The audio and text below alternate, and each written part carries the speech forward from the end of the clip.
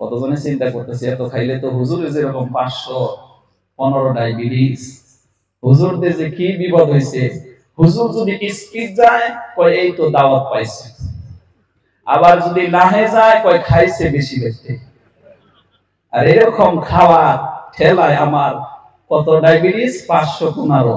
তাইলে আমরা যদি খাই আমাদের তো হাজারের উপরে যাইবো। এই জন্য আর সুবহানাল্লাহ বলতে পারলো না।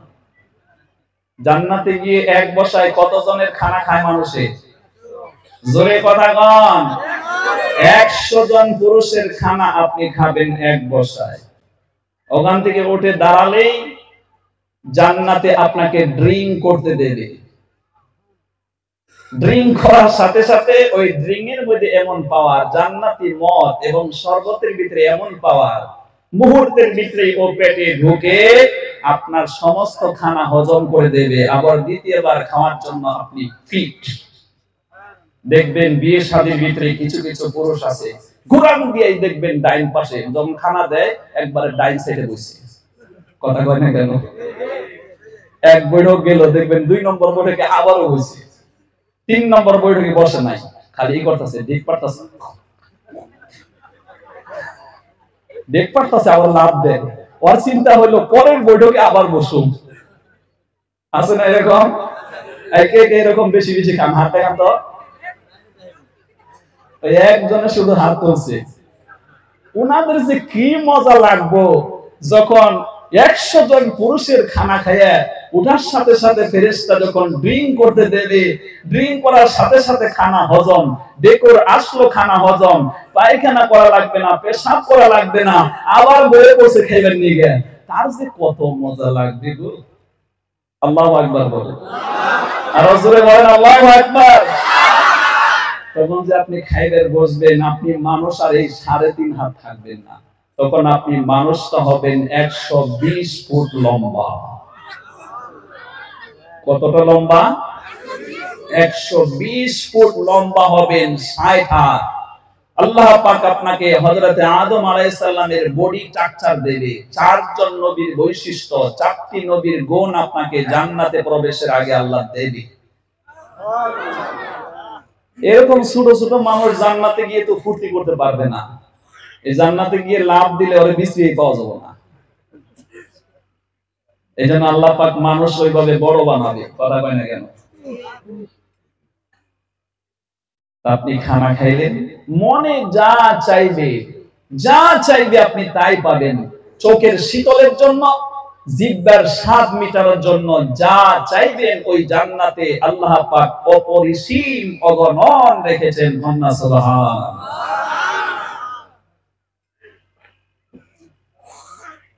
আমার সম্মানিত বন্ধুগণ, আসুন এই জান্নাত পাওয়ার জন্য একটু প্রচেষ্টা এবং মেহনত আমাদেরকে চালাতে হবে। কথা কয় না কেন? কোরআনে কারীম যখন আপনি পড়বেন 30 নাম্বার পারার ভিতরে আল্লাহ রাব্বুল আলামিন ঘোষণা করেছেন 6 নম্বর আয়াত থেকে 10 নম্বর আয়াত।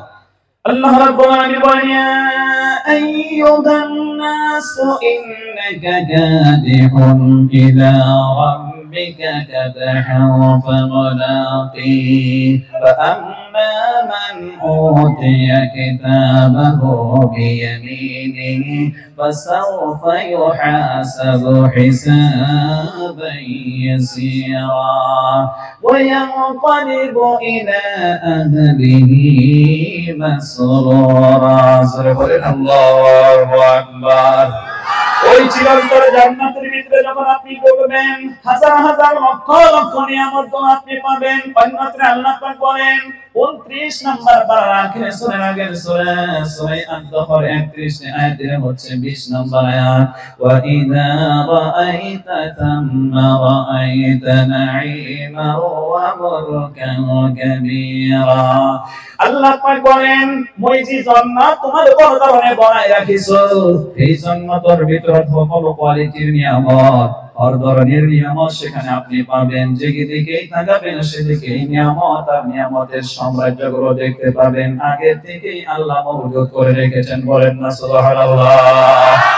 এই যে নিয়ামতগুলো আছে, এই হাজার হাজার কোটি কোটি লক্ষ লক্ষ নিয়ামতের ভিতরে সবচেয়ে বড় নিয়ামত হলো আল্লাহ রাব্বুল আলামিনের দিদার, আল্লাহর সাথে মুলাকাত, আল্লাহর সাথে দেখা। কন্যা সুবহানাল্লাহ।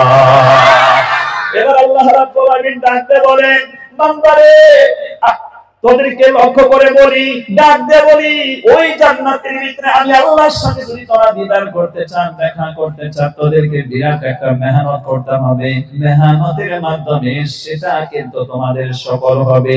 মেহনতটা হতে হবে ঈমান এবং নেক আমলের মাধ্যমে। কথা বলেন ঠিক না? নারে তাকবীর। আল্লাহর সাথে দেখা হয়ে যাবে। দুনিয়ায় থাকাকালীন কিন্তু আপনি আল্লাহকে দেখতে পারবেন না। পবিত্র কোরআন যখন বের করবেন 7 নম্বর পারা হিফজে কোরআন 20 নম্বর পেজটা যখন আপনি বের করবেন, সূরা আনআম 165 টা আয়াত, গৃহপালিত পশু এটুকুল অধ্যায়।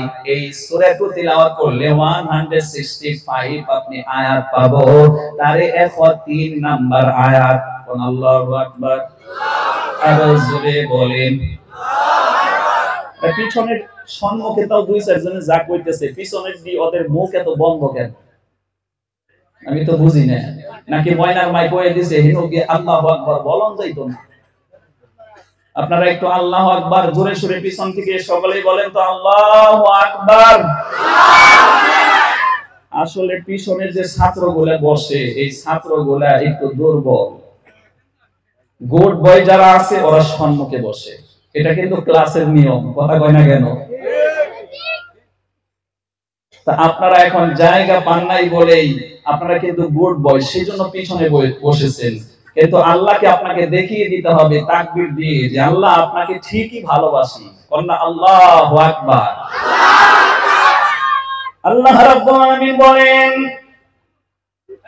103 নম্বর আয়াত, লা তুদরিকুল আবসার ওয়া হুয়া ইউদরিকুল আবসার ওয়া হুয়াল লাতীফুল খাবীর।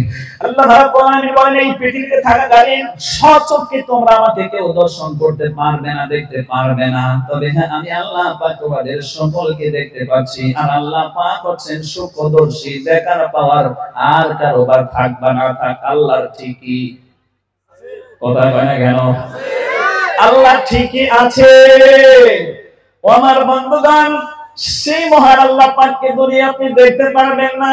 যখন আপনার ঈমান ঠিক থাকবে, আমলে সালেহ যখন আপনি অর্জন করবেন, জান্নাতের ভিতরে বন্ধরে ওই আল্লাহর সাথে দিদার হয়ে যাবে, দেখা হয়ে যাবে। আজকে যেরকম আপনারা কনফারেন্স করেছেন, আল্লাহ রাব্বুল আলামিন ওইরকম একটা জান্নাতে কনফারেন্স করবে। সেটা হলো ডেইলি শুক্রবারে। জোরে বলেন আল্লাহু আকবার।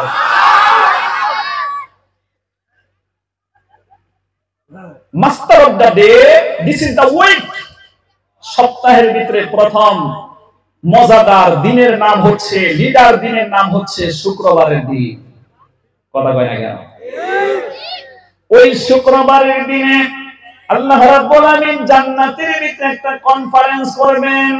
ওই জায়গাটার নাম সম্পর্কে আল্লাহ পাক বলেন, ওয়ালাদাইনা মাজিদ। মাজিদ নামের একটা ময়দান। আজকে যেরকম করে গোনাই পানি কবরস্থানের জালসার জন্য আপনারা ময়দানটা বানিয়েছেন, একটা মাঠের জায়গা, জমি, চাষের জমিতে আপনারা ময়দানটা চয়েস করেছেন। বলে কোন ঠিক না? আর আল্লাহ পাক জান্নাতে যে কনফারেন্সটা করবে আল্লাহ দেখা দেওয়ার জন্য, ওই কনফারেন্সের জায়গাটার নাম হলো মাজিদ। কি নাম? জোরে কোন, আরো বলেন। জালসা থেকে আজকে এই জিনিসটা তো ধরে নিয়ে যাবে যে আব্দুল সুমান তাফসীর করতে গিয়ে বলছে, জান্নাতে যখন আমরা আল্লাহর সাথে দেখা করব শুক্রবারে, ওই ময়দানের নাম হচ্ছে মাজিদ নামক ময়দানে আল্লাহ দেখা দেবে।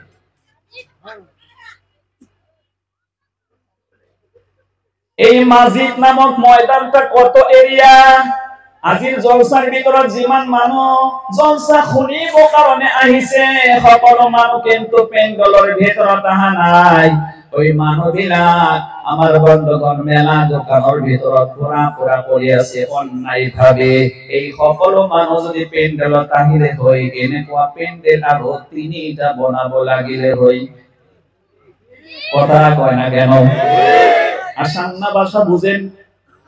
আসান্না ভাষা বুঝেন তো? আমি অসমত থাকি কিনে অসমীয়া ভাষাটো কব নোৱাৰিলে আমাক কিন্তু বাংলা দেখি কব।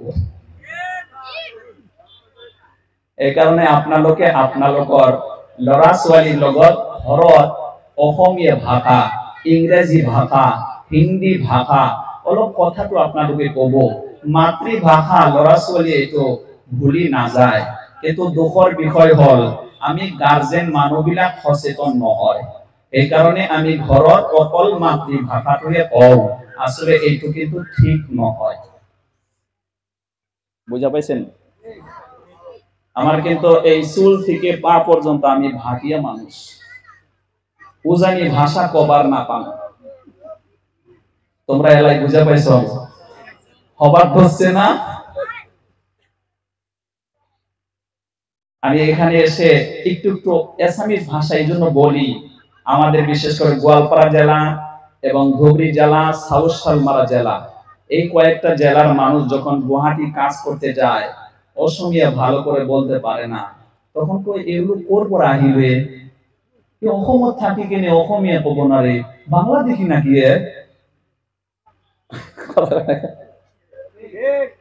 এই জন্য বাচ্চাদের সাথে আপনি অসমীয়া ভাষায় কথা বলবেন। আজকে এখান থেকে তাফসীর মাহফিল থেকে এটা আপনাকে ধরে নিয়ে যেতে হবে। মনে থাকবে? মনে থাকবে তো? এটা নবীজির একটা সুন্নত, সহি শুদ্ধ ভাষায় কথা বলা নবীজির সুন্নত। আপনি যদি মানে আসামে থেকে অসমীয়া ভাষায় বাচ্চাদেরকে কথা শিখালেন, কথাবার্তা বলানো শিখালেন, এটা একটা সুন্নাহ আদায় হবে। আর ভাষা তো আপনাকে শিখতেই হবে। ভাষার জ্ঞান না থাকলে আপনি লোকেদের সাথে কথা বলতে পারবেন না। কথা কোন ঠিক না? সেই কারণে মই আজিৰ জলসাৰ ভিতৰত যিমান মানুহ ঘৰৰ পৰা এটেণ্ড হৈছে, জলসাত আহিব বুলি, কিন্তু তেওঁলোকে জলসাত অহা নাই। সেই মানুহলৈ মোৰ আৱাজ একনি দূৰত গৈ আছে, ভাই ভনী সকললৈ, মুৰব্বী সাহাব সকললৈ, ল'ৰা ছোৱালী, ডেকা ল'ৰা ছোৱালীলৈ মোৰ বিনম্ৰ অনুৰোধ, আপোনালোকে কিন্তু ঘৰৰ পৰা আহিছে জলসা শোনাৰ কাৰণে, কিন্তু জলসা নশুনি আপনি দোকানে দোকানে ঘূৰি আছে। তার মতলবটো হল এতিয়া কোরআনের একটা আয়াত কম, আপনালোকে সহ্য কৰিব পাৰিব নাকি? কথা কয় না কেন? কোরআন শরীফের ভিতরে আপনি ঢুকলে ওই যে আপনারা নিচে বসেছেন, আমরা উঁচুতে আছি, এটা হলো একটা সাবজেক্ট, উঁচু স্থান সমূহ। এই সাবজেক্টে যখন আল্লাহ কথা বলেছেন, মানে সূরা আল আরাফ, হাফিজ সাহেব যারা জানেন তারা ভালো করেই তো মুখস্থ করেছেন। 8 নাম্বার পারার 2 নাম্বার সূরা 9 নম্বর পারায় কমপ্লিট, 206টা আয়াতের এখন যে আয়াত পড়ম এটা হলো 27 নাম্বার আয়াত। কথা শুনছেন? কথা শুনতেছেন? আয়াত কই হলো না? কমতো কইলে কি সহ্য করতে পারবেন? এটা তো আমার ভয় হচ্ছে। আল্লাহ রাব্বুল আলামিন বলেন, ইয়া বানি আদম লা ইয়াফতিনান্নাকুমুশ শাইতানু কামা আখরাজা আবাওয়াইকুম মিনাল জান্নাতি ইয়ানসিউ আনহুমা লিবাসাহুমা লিয়ুরিয়াহুমা সাওআতিহিমা। কোরআনের আয়াত পড়লে আপনাদের ভালো লাগে না খারাপ লাগে? যদি ভালো লাগে তাইলে আপনি আবু জেহেল আবু বকরের দলের মানুষ, উমরের দলের মানুষ, আলীর দলের মানুষ, হযরতে উসমান গনির দলের মানুষ, সকলেই বলেন রাদিয়াল্লাহু তাআলা আনহুম। আর যদি ভালো না লাগে তাইলে আপনি আবু জেহেল, উতবা, সাইবা, মুগিরার দলের মানুষ। আমার কিন্তু কোরআন আয়াত পড়ে খুব মজা লাগে, ভালো লাগে। কোরআনের ভিতরে আল্লাহ পাক একটা মধু দান করছেন, বরাবর ঠিক কিনা? এই আয়াতের ভিতরে আল্লাহ পাক আমাদেরকে বলেন what is meaning of the Quran, what is message of the Quran. এই আয়াতের ভিতরে আল্লাহ পাক আমাদেরকে কি মেসেজ দিল? খরগোশের মতন কানটা খাড়া করেন আর শুনেন। আল্লাহ পাক বলেন, হে বনি আদমের সন্তান, আদম আলাইহিস সালাম আমাদের আবুল বাশার। কথা কোন ঠিক কিনা? আল্লাহ ডাক দিয়ে বলে, হে বনি আদমের সন্তান, সতর্ক অবলম্বন করো, সতর্ক অবলম্বন করো। যে মিস্টার শয়তান তোমাকে ধোঁকা দিতে পারে, তোমাকে ধোঁকা দিতে পারে। এটা তোমাকে খেয়াল করতে হবে। তোমার আদি পিতা আদম এবং হাওয়াকে এই মিস্টার শয়তান ধোঁকা দিয়া চিরন্তর জান্নাত আরামায়েশের জায়গা থেকে বিতাড়িত করে দুনিয়া নামক পচা জায়গায় তাদেরকে আসতে বাধ্য করেছে। আজ তাদেরকে ধোঁকা দিয়ে বোকা বানাইছিল। ইউহাল্লাউনা ফিহা মিন আসাবিরা মিন যাহাবিন ওয়া লু'লুআ ওয়া লিবাসুহুম ফিহা হারির। জান্নাতের ভিতরে পুরুষদেরকে আল্লাহ পাক অলংকার পরার তৌফিক দেবে। দুনিয়াতে কিন্তু পুরুষের জন্য এক রত্তি স্বর্ণ পরাও হারাম, হারাম এবং হারাম করা হয় না কেন?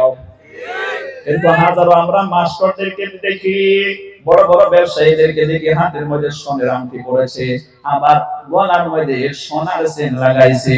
নবীজির চোখ দিয়ে যদি দেখা যায়, অর্থাৎ হাদিসের চোখ দিয়ে যদি দেখা যায়, পুরুষ হয়ে যদি আপনি স্বর্ণের গহনা পরেছেন তাহলে ওইটা জাহান্নামের শিকল। কথা বলে না কেন? বিশ্বনবীর একটি হাদিস শুনেন। আল্লাহ রাসূল সাল্লাল্লাহু আলাইহি ওয়াসাল্লামের এক সাহাবী হাতের মধ্যে একটা স্বর্ণের আংটি দিয়ে নবীর দরবারে পৌঁছে গেলেন। বিশ্বনবী সাল্লাল্লাহু আলাইহি ওয়াসাল্লাম ওই লোকটাকে দেখে রাগান্বিত হয়ে গেলেন, সালাম দিলেন, সালামের জবাব দিলেন না। তখন অন্য সাহাবী বলে, ও সাহাবী, নবীজি তোমার উপরে রাগ করে আছে, সালামের জবাব চাইতে তুমি দিলে না, তার কারণ হলো পুরুষ হইয়া তুমি স্বর্ণের গহনা পরিধান করেছো। আল্লাহর নবী নারাজ হয়ে গেছে।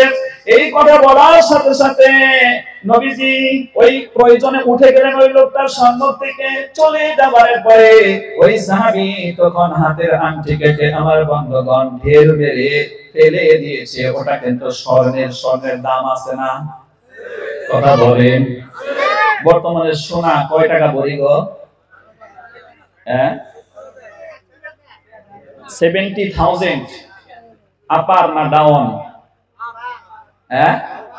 আপার আছে, বাপরে বাপ, 70,000-এর উপরে।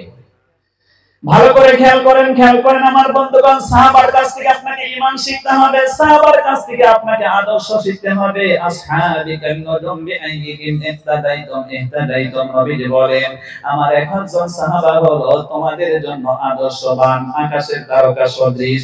আকাশের তারকা দেখে মানুষ যেরকম গন্তব্য স্থান চিনে, ওরকম করে আমার একজন সাহাবীর লাইফ স্টোরি, বায়োগ্রাফি যদি তুমি লক্ষ্য করো তাইলে তুমিও হেদায়েত পেয়ে যাবে।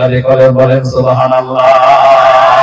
এই সাহাবী আংটিকে যখন ফেলে দিলেন, অন্য সাহাবী বলতেছে, হে আল্লাহর বান্দা, এটা তো স্বর্ণ, অনেক দামি বস্তু, তুমি ফেলে দিয়েছো, নবী চলে গেছে, তুমি এইটা গোটায় নিয়ে তোমার বাড়িতে তোমার স্ত্রীকে দিলে হালাল, তোমার মাকে দিলে হালাল, তোমার বোনকে দিলে হালাল, তোমার মেয়েকে ব্যবহার করতে দিলে হারাম। অতএব এইটা তুমি গোটায় বাড়ি নিয়ে যাও, তাদেরকে পড়তে দেবে। তখন ওই সাহাবী বলতেছে, খুব কান খাড়া করে শুনেন আমার যুবক ভাইরা, ও মাস্টাররা, স্যাররা, যারা নাকি পুরুষ হইয়া দুনিয়ার মধ্যে স্বর্ণের গহনা পিনদেন, আমি কিন্তু ওয়াজ তার জন্য করতেছি। এখন তারপরে যদি আপনি না শুনের ভান ধরে বসে থাকেন তাহলে তো আমার কিছু করার নাই। আমি দেখতেছি আপনি জাহান্নামে যাবেন, আপনাকে টাইনে আমি জান্নাতের দিকে নিয়ে আসার চেষ্টা করতেছি, কিন্তু আপনি যদি না শোনার ভান ধরেন তাহলে তো আমার কিছু করার নাই। এজন্য যারা স্বর্ণের গহনা পিনদেন আপনারা কানটা একটু বাই করেন, মাউপাট দিয়ে ডাইকে রাখবেন না, একটু জিকির করেন সুবহানাল্লাহ ওয়ালহামদুলিল্লাহ ওয়া লা ইলাহা ইল্লাল্লাহ, লা ইলাহা ইল্লাল্লাহ, লা ইলাহা ইল্লাল্লাহ, সুবহানাল্লাহ walhamdulillah la ilaha illallah, la ilaha illallah muhammadur rasulullah। সকলে বলেন সাল্লাল্লাহু আলাইহি ওয়াসাল্লাম।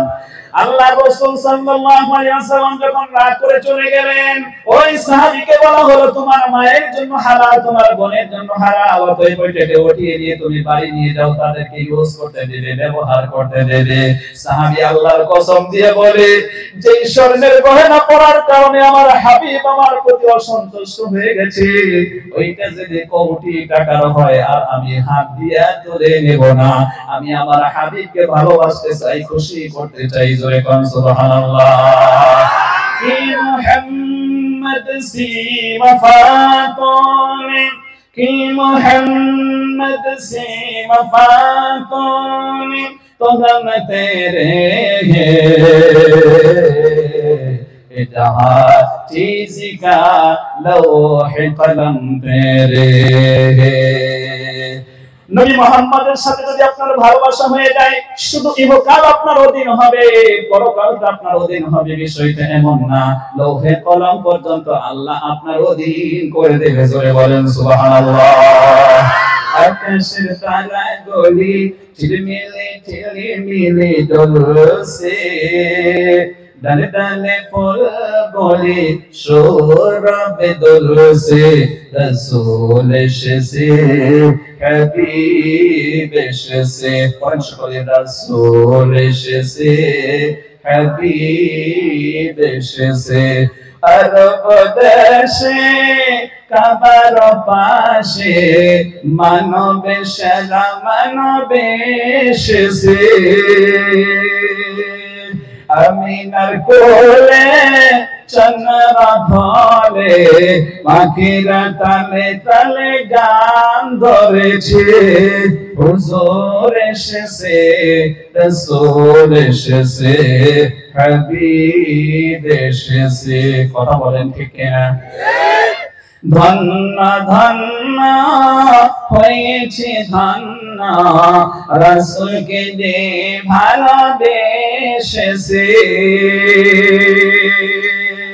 দোজখ হারাম হারাম হারাম জান্নাতে তার নাম লিখেছে, প্রেমের হরষে হুজুর এসেছে রাসূল এসেছে হাবিব এসেছে। সকলে পড়েন রাসূল এসেছে হাবিব এসেছে। আমার ভাইরা সাহাবারা কিরকম করে নবীজিকে ভালোবাসতো, আসুন ওইভাবে আমরা ভালোবাসি, নবীর তরিকায় অনুসরণ করি, নবীর কাজে আমরা সাড়া দিয়ে দেই, নবীর ডাকে আমরা সাড়া দিয়ে দিই। আল্লাহ পাক বলেন, ওয়া মা আতাকুমুর রাসূলু ফাখুযুহু ওয়া মা নাহাকুম আনহু ফান্তাহু।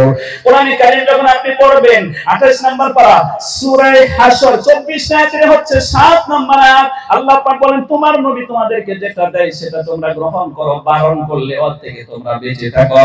বিশ্ব নবী বলেছেন, এই পৃথিবীতে শ্রেষ্ঠ জায়গা হচ্ছে মসজিদ, শ্রেষ্ঠ জায়গা হচ্ছে কোরআনে কারীমের মাহফিল, শ্রেষ্ঠ জায়গা হচ্ছে আবার বন্ধগণ যেখানে কোরআন চর্চা করা হয়, হাদিস চর্চা করা হয়।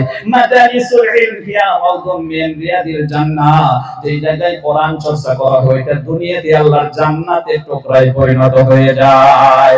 আর নবীজি বলেছেন, সবচেয়ে খারাপ জায়গা হলো বাজার। আপনি মুসলমান হওয়ার পরে নবীর তরিকা অনুসরণ করে, নবীর ডাকে অনুসরণ করে আপনি ওই মেলা বাজারটা বাদ দিয়ে দয়া করে চলে আসেন কোরআনের তাফসীর মাহফিলে, আল্লাহ রাব্বুল আলামিন বড় সন্তুষ্ট হয়ে যাবে। কথা বলেন ঠিক না? আর যদি না আসেন তাহলে আয়াতের তর্জমা এখনো করি নাই, এখন কিন্তু করুন। কথা শুনতেছেন? কথা শুনতেছেন? বলেন আল্লাহু আকবার। আল্লাহ রাব্বুল আলামিন বলেন, ওই যে 27 নম্বর আয়াত, আবারও দলিলটা বলে দিচ্ছি, 8 নম্বর পারা স্ত্রীকে শুভেচ্ছা শুরু হয়েছে 9 নম্বর পারায় কমপ্লিট 206টা আয়াতের 27 নম্বর আয়াতের তাফসীর করতে গিয়ে আল্লাহ রাব্বুল আলামিন আমাদেরকে ডাক দিয়ে বলে, ও বনি আদমের শয়তান, ও বনি আদমের সন্তানেরা, শয়তান তোমাদের প্রকাশ্য দুশমন, ওরা তোমার মা বাবাকে জান্নাতে উলঙ্ঘন করে তোমাদেরকে ওখান থেকে বের করেছিল। ওই মিস্টার শয়তান যেন তোমাদেরকেও ধোঁকা দিয়ে বোকা না বানাতে পারে, তোমরা সতর্ক অবলম্বন করো। আজকে ডেটে আমার ভাইরা ওই শয়তান যেন আমাদেরকে পেয়ে বসেছে, যারা মাহফিলে এখনো বসতে পারে নাই, শয়তান ওর ঘাড়ের মধ্যে ধরে ধাক্কা দিয়ে দিয়ে মেলা বাজার দিয়ে ঘুরাইতেছে। জোরে কথা কওয়া লাগবো, আরো জোরে, জোর হওয়া নাই। এখন আল্লাহ পাক কি বলেন, আয়াতটা কিন্তু শেষ হয় নাই, এটা আয়াতের প্রথম অংশ। মাঝে আল্লাহ পাক আরো মজাদার কথা বলেছেন, টেস্ট যুক্ত কথা বলেছেন। তিলকা আয়াতুল কিতাবিল হাকিম, there is the verses of the book of all science. আল্লাহু আকবার। আল্লাহ রাব্বুল আলামিন বলেন, ইন্নাহু ইয়ারাকুম হুয়া ওয়া কাবীলুহু মিন হাইতু লা তারাউনাহুম। আল্লাহ পাক বলেন, এই শয়তানদেরকে তোমরা তো দেখতে পাও না, শয়তান তোমাদেরকে ঠিকই দেখতে পায়। বন্ধুরে, আমি এই কোরআনের আয়াত দিয়ে আপনাদেরকে বলছি, অবশ্যই শয়তান আপনাকে ঘাড়ে ধরে ঘোরাইতেছে, এটাই কিন্তু রাইট, আপনি বুঝতেছেন না, কারণ আপনি তো শয়তানদের দেখেন না। কথা বলেন কেন? আর জোরে কথা কওয়া রাখবো। আর এখানে আরেকটা কমিটিকে বলে দিচ্ছি, ইন্তেজামিয়া কমিটিকে বলে দিচ্ছি, কিছু করা কথা কইলে আগামী বছর আবার দাওয়াত না হইতে পারে, না হইলো আমার হক কথা কয়ে যান রাখবো, না হইলে আল্লাহ কিন্তু তোমার মায়ের চাইতে আল্লাহর মায়ের বেশি কঠিন। কমিটিদেরকে বলে দিচ্ছি, হ্যান্ডবিল যখন ছাপাবেন ওখানে লেখা থাকতে হবে, এখানে কোনো মেলা বাজার হবে না, দোকান হবে না। দোকান যদি দাও 5 কিলোমিটার দূরে দেন না গো, ওখানে উল্লেখ থাকতে হবে এখানে কোনো দোকান নাই, তাফসীর মাহফিলের উদ্দেশ্য করে কোনো দোকান হবে না। এইটা কমিটির সিদ্ধান্ত নিতে হবে, নাইলে কিন্তু পাপের ভাগী হবেন আপনি। হাদিসটা পড়ছি, আস-শাবাবু শুরবাতুল জুনুন ওয়ান নিসাউ হিবালাতুশ শাইতান। নবীজি বলেন, যৌবন বয়সটা হলো একটা পাগলের বয়স, আর পাগলের মধ্যে ঘি ডালে শয়তান মহিলা অস্ত্র দিয়ে। দেখেন ওই মেলা বাজারের মধ্যে অবাধে যুবক ছেলে মেয়ে ঘোরাফেরা করতেছে, শুধু ঘোরাফেরাই করে না, মাঝে মাঝে চুম্বকের মতন টান লাগে। এখন সবাই এটা কোয়া লাগে না, কিন্তু পরিস্থিতির সাপেক্ষে আমি কমই, এখন যদি মারেন তাও কোয়া লাগবে। এই জন্য এই সিদ্ধান্তে আপনাদেরকে আসতে হবে। 1 নম্বরে এখানে কোনো মেলা বাজার হবে জোরে বলেন, কে কে রাজি হাত দেখান। আলহামদুলিল্লাহ, আলহামদুলিল্লাহ, আল্লাহ আপনাদেরকে সহি সমঝ দান করুন, আমিন।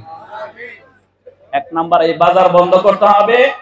আর 2 নম্বরে এই অবস্থা থেকে আমাদেরকে ঘোরার জন্য সিস্টেম আমি বলেছিলাম তাফসীর মাহফিল দিয়ে। এই প্যান্ডেলে দিনের বেলায় মাহফিল হবে সকাল 9টা থেকে দুপুরে যোহরের নামাজ মায়েরা এইখানে প্যান্ডেলের ভিতরে পড়বে। যোহরের পরে আরেকটা বক্তা উঠবে, 2 ঘন্টা আলোচনা, অর্থাৎ 3টার দিকে আখরি মোনাজাত করে আমার মায়ে বোনেদেরকে শুধু ওই সাবজেক্টে আলোচনা হবে। মহিলারা এই পৃথিবীতে কেমনে করে চলতে হয়, নিজের বাচ্চা কাচ্চাকে কেমনে করে লালন পালন করতে হয়, কেমনে করে শিক্ষা দেওয়া হয়, নবীজির সুন্নত অনুযায়ী স্বামীর খেদমত কেমনে করতে হয়, স্বামীর সংসারকে কেমনে করে পাহারা দেওয়া লাগে, এই পারিবারিক নীতি নিয়ে কোরআন হাদিস থেকে ওলামাদেরকে দাওয়াত দিয়ে সাবজেক্ট ধরে দেওয়া লাগবে, আয়াত ধরে দেওয়া লাগবে। ওয়াকারনা ফি বুয়ুতিকুন্না 22 নম্বর পারায় মহিলাদেরকে নিয়ে আলোচনা আছে, সূরা আল আহজাব আয়াত 32, 33, আয়াত 28, 29, এই 4টা আয়াত দিয়ে বক্তাকে 2 মাস আগে বলে দিতে হবে, স্টাডি করে আইবে। যদি বক্তব্য দিতে গিয়ে তোমার সাবজেক্টের বাইরে যাও, আয়াতের তাফসীরের বাইরে যাও, তাইলে তোমাকে তখনই স্টপ করে দেওয়া হবে এবং হাদিয়া দেওয়া হবে না। বলা হয় কেন? তখন বক্তার পায়জামা টাইট হবো, পারলে গান বাজাবো। কথা কি শুনতেছেন? তাইলে কিছু শিখা যাবে, কিছু পাওয়া যাবে। মায়েরা আসলো, প্রোগ্রাম হলো, মায়েরা বাড়ি চলে গেল। মায়েরা কোরআন হাদিস শোনার পরে বলা হয়েছে পবিত্র কোরআন যখন বের করবেন সূরা জারিয়াত, এটা 26 নম্বর পারার আখেরি সূরা, 60টা আয়াত, আয়াত সংখ্যা 55। ওয়াদাক্কির ফা ইন্নাদ যিকরা তানফাউল মুমিনিন। আল্লাহ পাক বলেন, হে নবী, আপনি মুমিনকে কোরআন দিয়ে নসিহত করুন, আর কারো ফায়দা হোক বা না হোক, ঠিকই মুমিনের ফায়দা হবে। মায়েরা যখন সরাসরি কোরআনের তাফসীর শুনবে, ঈমান বাড়বে, তখন বাড়ি গিয়ে বলবে হে আমার প্রাণের স্বামী, আপনাকে আগে থেকেই আসসালামু আলাইকুম ওয়া রাহমাতুল্লাহি ওয়া বারাকাতুহু, আই লাভ ইউ, হে মোর হাজবেন্ড। সুবহানাল্লাহ কইলেন না? আরো জোরে বলেন, আর একটু মহব্বতে বলেন। বিয়ে বাড়ি গিয়ে আপনাকে সালাম দিয়ে বলবে আমি আপনাকে প্রাণ ভরে ভালোবাসি। তাফসীর শুনে এসে আমার ঈমানটা তাজা হইছে। আমি দয়া করে মেহেরবানি করে আপনাকে রিকোয়েস্ট করব, অন্যদিন আপনি কোথায় যান বা না যান, আজকে কিন্তু ঠিকই মাগরিবের টাইমে খানা খেয়ে ওখানে গিয়ে এশার নামাজ পড়ে আপনি বসবেন। 11টা পর্যন্ত 12টা পর্যন্ত কোরআনের তাফসীর হবে, আপনি শুনে বাড়ি আসবেন। এই কথা আপনাকে বলবে। কথা কি শুনতেছেন? আর এইভাবে যদি রাত্রিবেলা ধর্মসভা দেন, বিবি বাড়ি গিয়ে কব যে দোকান তো দেখছিলাম, আমার ওইটা মনে চাইছিল, ওইটা মনে চাইছিল, একটাও আনা হলাম না, তোমার মতন পুরুষের কাছে বিয়ে করে যে আমি কিছুই পাইলাম না। কথা কয় না কেন? আবার যদি আপনি এই দোকানে থেকে একটা নিয়েও গেলেন, বিবি কইব তুমি ওটা চোখ নিয়ে গেছিলে। কথা কয় না কেন? তুমি এটা চোখ নিয়ে গেছিলে, ওই যে কাইলের বাফে যে আনছে ওইটা হলো সুন্দর, তুমি যে কি চোখ নিয়ে তুমি চলো, আমি খালি তোমার কাছে থাকি, অন্য মহিলা হইলে তোমার কাছে থাকতোই। কথা কয় না কেন? এখন এই কথা শুনবেন নাকি পরিবর্তনে আসবেন? কথা কয় না কেন? আজকে এই কথাটা যদি বলছেন, আমার মনে হয় আলোচনা শেষ। আর কি কই, আমি এখন দোয়া করে দিই।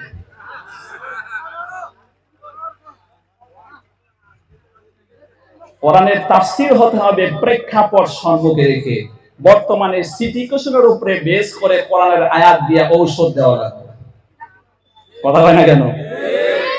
কোরআনে কারীম যখন আপনি স্টাডি করবেন, আপনি কোরআন শরীফটা বের করুন, 19 নাম্বার পারা, 3 নাম্বার সূরার নাম হতেছে সূরাতুশ শুআরা, 227টা আয়াত আছে।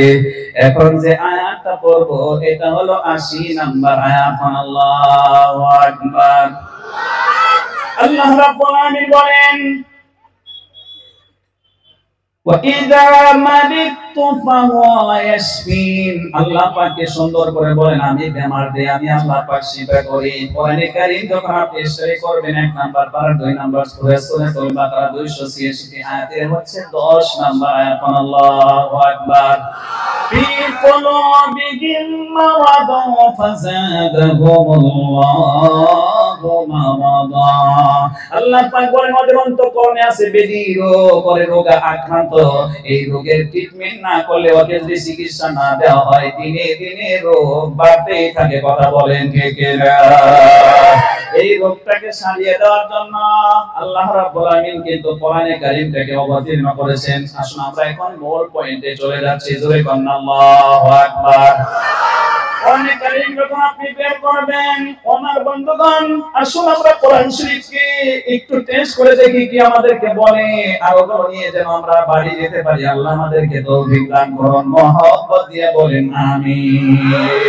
কোরআনে কারীম 15 নম্বর পারা সূরা বনী ইসরাঈল 111টা আয়াতের 2 নম্বর আয়াত।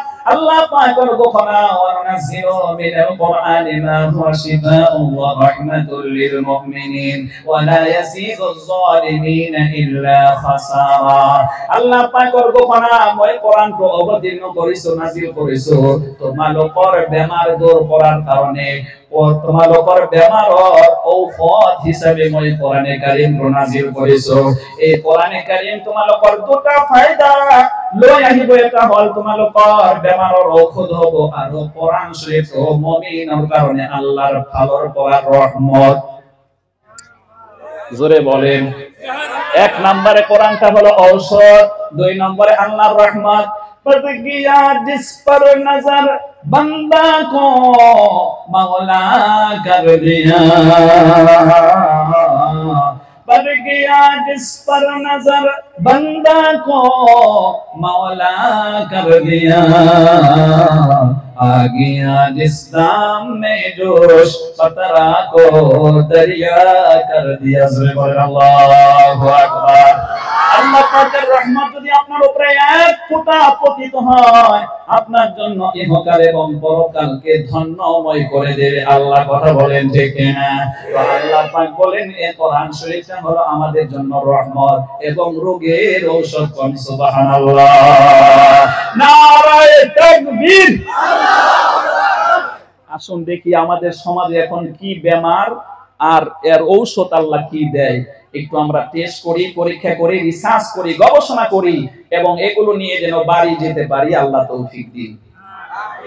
কোরআনে কারীম যখন আপনি বের করবেন, আপনি পড়বেন 26 নম্বর পারা সূরা মুহাম্মদ 38টা আয়াতের ভিতরে হচ্ছে 24 নম্বর আয়াত। আল্লাহ পাক বলেন আফালা ইয়াতাদাব্বারুনাল কোরআন ওয়ালাউ আফালা ইয়াতাদাব্বারুনাল কোরআন আম আলা কুলুবিন আকফালুহা।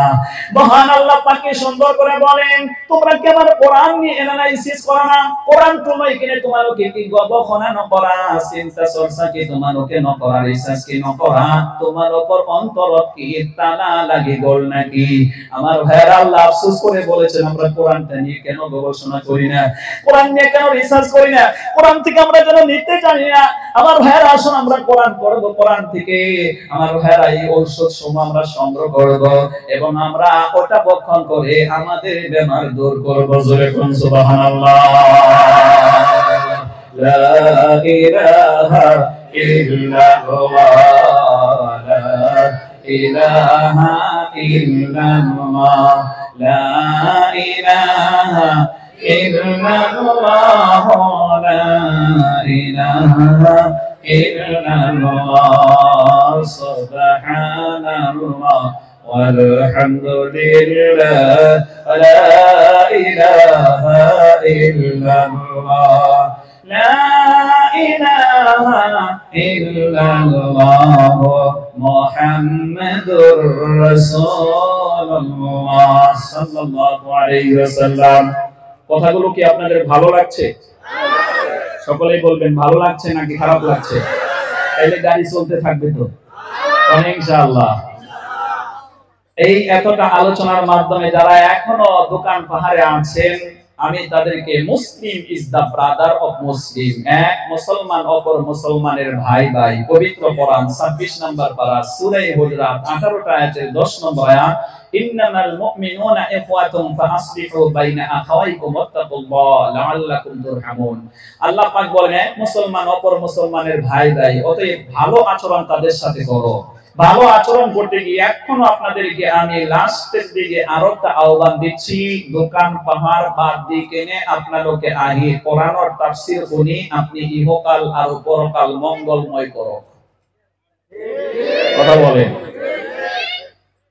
মঙ্গলময় করো। আরো এতে জনবিলা কামার কমিটি ভাই সকল আছে, এইটু বছরত তো ঘোষণা দিয়া হওয়া নাই, এই কারণে আপনাদেরকে পদক্ষেপটো কঠিন কৰিব নোৱাৰে। আপোনালোকে কেইজন ভাই দোকানত যাওক, তেওঁলোকক বুজাওক, আপোনালোকে বেচাকিনি যি কৰিছে এতিয়া অলপ ষ্টপ কৰক।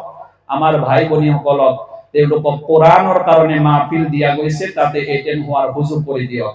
দোকানদার ভাই সকলক কৈ কেনে দোকানবিলাক বন্ধ কৰাৰ অলপ চেষ্টা কৰিব, কিন্তু বিনয় বিনম্ৰতা আপোনালোকে অৱলম্বন কৰিব। গালি চালি নিদিব, ধমক দি নিদিব, কাৰণ আপোনালোকৰ কানুনটো এতিয়া লাগু হোৱা নাই, অহা বছৰহে লাগু হ'ব। এই কাৰণে মৰম দি মহব্বত দি ভাল ভাষাৰে তেওঁলোকক বুজাই বাকি মানুহবিলাক মাহফিলত নিয়া ৰাখা চেষ্টা কৰক। আমি তাফসীৰ এতিয়া আৰম্ভ কৰিম, হয় না? আমি আৰু তেওঁলোকৰ কাৰণে অপেক্ষাত নাথাকো, হয় না? আমি আৰম্ভ কৰিম, কিন্তু ইমান কোৱাৰ পিছত যদি তেওঁলোকে নাহে, তেওঁলোকলৈ এটা কঠিন আয়াত শুনাই দি আছো। শুনতেছে? কোরআনে কারীম যখন আপনি স্টাডি করবেন 25 নম্বর পারার ভিতরে ঢুকলে সূরার নাম হতেছে সূরা জাসিয়া। এটা হলো 25 নম্বর পারার আখির সূরা বন্ধরে 37টা আয়াত আছে। এখন আমি 8 নম্বর আয়াতটা পড়ব। কোন আল্লাহু আকবার।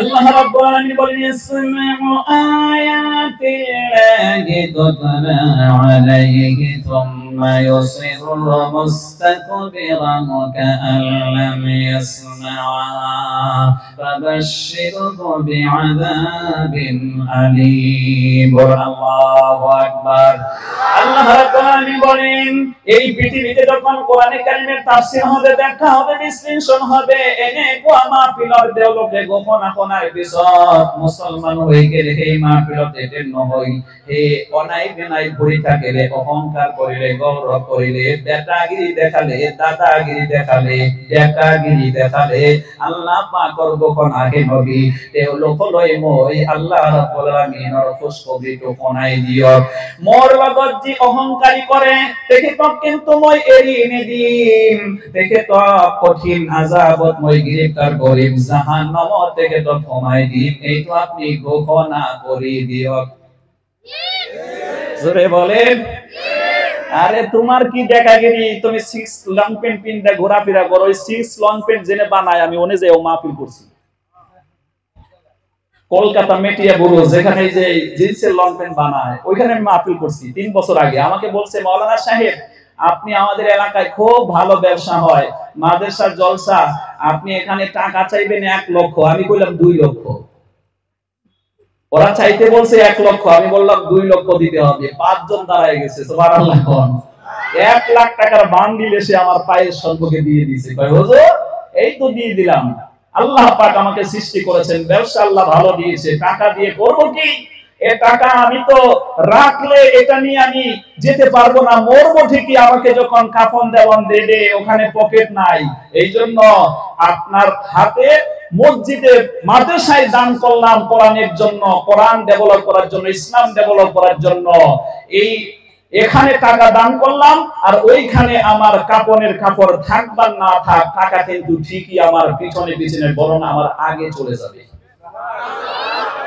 কথা কয় না কেন মুসলমান আরো জোরে বলেন আল্লাহ রাব্বুল আলামিন কোরআনে কারীম যখন আপনি স্টাডি করবেন এটা বোঝার জন্য আমি কোথায় থেকে আয়াতটা পড়ে শোনাই আপনি পড়বেন 15 নম্বর পারার 2 নম্বর সূরা সূরার নাম হচ্ছে সম্মানিত বন্ধুগণ সূরা কাহাফ 110 টা আয়াতের 46 নম্বর আয়াত মানে 46 নম্বর আয়াত আল্লাহু আকবার المال والبنون زينة الحياة الدنيا والباقيات الصالحات خير عند ربك ثوابا وخير عملا আল্লাহ পাক বলেন ধন সম্পদ এবং সন্তান সন্ততি এগুলো হলো দুনিয়ার প্রয়োজনের বস্তু সৌন্দর্যের বস্তু আসল মূল বস্তু হচ্ছে ঈমান এবং নেক আমল আপনি যদি এটা অর্জন করতে পারেন আপনার জন্য আল্লাহর দরবারে চিরস্থায়ী বাকি থাকবে কথা বলেন ঠিক না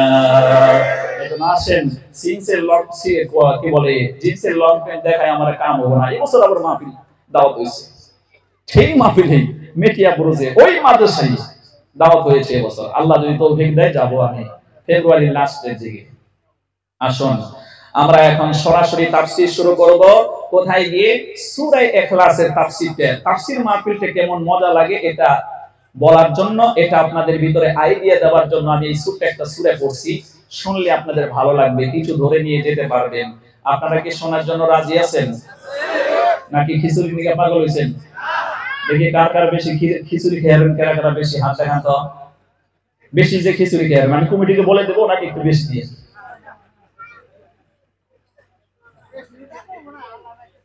কথা শুনতেছেন এই যে আমার ড্রাইভার ভাই একজন মানুষের একটা খাওয়ার আইটেম আমি হোটেলে গেলে আমি খাই 2 রুটি ও খাই 6 রুটি আমি কই খাও ভাই প্রাণ ভরে খাও তোমার গাড়িতে তেল থাকলে আমার গাড়ি চলবে ভালো কথা বলে না কেন হ্যাঁ কারণ ড্রাইভারের পেটে যদি খাবার না থাকে গাড়ি চলবে কি গাড়ি চলবে না এজন্য কিছু কিছু মানুষ বেশি খাইতে পারে ড্রাইভার বলে কই আমাকে ভাত দিলে আমি অত খাইতে পারি না রুটি দিলে আমি আর খাওয়া বন্ধ করি না এজন্য যাদের যাদের একটু বেশি খাওয়ার অভ্যাস একটু হাত দেখায় দেন আমি কমিটিকে বলে দেব আপনাকে খানা একটু বেশি দেবে তাই তো হাত না তোলে গো তোমার একটি মানুষ না খায় সবাই সমান খায় এবার আমরা কোন সূরা থেকে তিলাওয়াত করব ভাই সূরার নামটা একটু কইয়া ফেলেন তো এই সূরাটার নাম হলো সূরা ইখলাস সূরাটার ভিতরে কয়টা আয়াত আছে? কি আমি শুরুতে বলি নাই? শুধু খালি ওয়াজ শুই না, এখানে ফিরে যাওয়ার জন্য আসছেন নাকি নিয়ে যেতে হবে? কথা পায় না কেন? এক দাদুর অভ্যাস, সারা জীবন ওয়াজ শুনে। একদিন নাতিকে নিয়ে গেছে, কিন্তু ওয়াজ শুনতে এসে মাঝখানে একটা নহর পড়ছে। এখন নহরের ওই পাশে মাহফিল হচ্ছে। দাদা বলে, নাতি চলো ওয়াজ শুনে আসি। নাতি সহ দাদা যখন ওয়াজ শুনতে এসেছে, বলেছে, মওলানা সাহেব, পুরুষের জন্য ফরজ হচ্ছে ঢেকে রাখার জায়গা হাঁটুর নিচের থেকে নাভির উপর পর্যন্ত, কিন্তু নহর দেখতে হাঁটু বাই করা লাগে। জলসা শোনার পরে এখন দাদা আগে যায়, যত পানি হয় কাপড় খালি উঠে করে। পিছনে থেকে নাতি দেখতেছে, দাদা কি ওয়াজ শুনলেন? মওলানা সাহেব তো বলে দিয়েছে পুরুষের জন্য ফরজ হলো হাঁটুর নিচ পর্যন্ত এবং নাভির উপর পর্যন্ত ঢেকে রাখতে হবে, তা আপনি ওয়াজ শুনলেন এই ফরজ তরফ করে যে আপনি খালি নিচ ভুলে গেতেছেন। কয় যে, নাতি বুঝো নাই, তুমি উল্টা বুঝছো। সারা জীবন ওয়াজ শুনলাম, নদীর ওই পারে রেখে আসছি, আর তুমি এখন দেখি নদীর ওই পারে নেওয়ার চেষ্টা করতেছো। এইরকম ওয়াজ শুনলে তো হবে না, আপনাদেরকে কিছু মুখস্থ করতে হবে। সূরাটার ভিতরে 4টা আয়াত আছে। কয়টা আয়াত? ওই সূরাটার ভিতরে শব্দ সংখ্যা হলো 15টা শব্দ আছে, এবং ওই সূরাটার ভিতরে টোটাল অক্ষর আছে 45টা অক্ষর আছে। আল্লাহু আকবার বলেন। আর জোরে বলেন আল্লাহু আকবার। এই সূরার নাম হলো সূরা ইখলাস। ইখলাস বলেন আপনি কি বোঝেন? আমি যেটা বুঝি, বুখারী শরীফের প্রথম হাদিস, ইন্নামাল আমালু বিন্নিয়াত, প্রত্যেকটা আমল আমার বন্ধুগণ বেস করে তার নিয়তের উপরে। এই যে আজকে আপনাদের সম্মুখে কোরআনের কথা শোনাচ্ছি, আমি শোনালাম, আমার বাহারুল ভাই শোনালেন।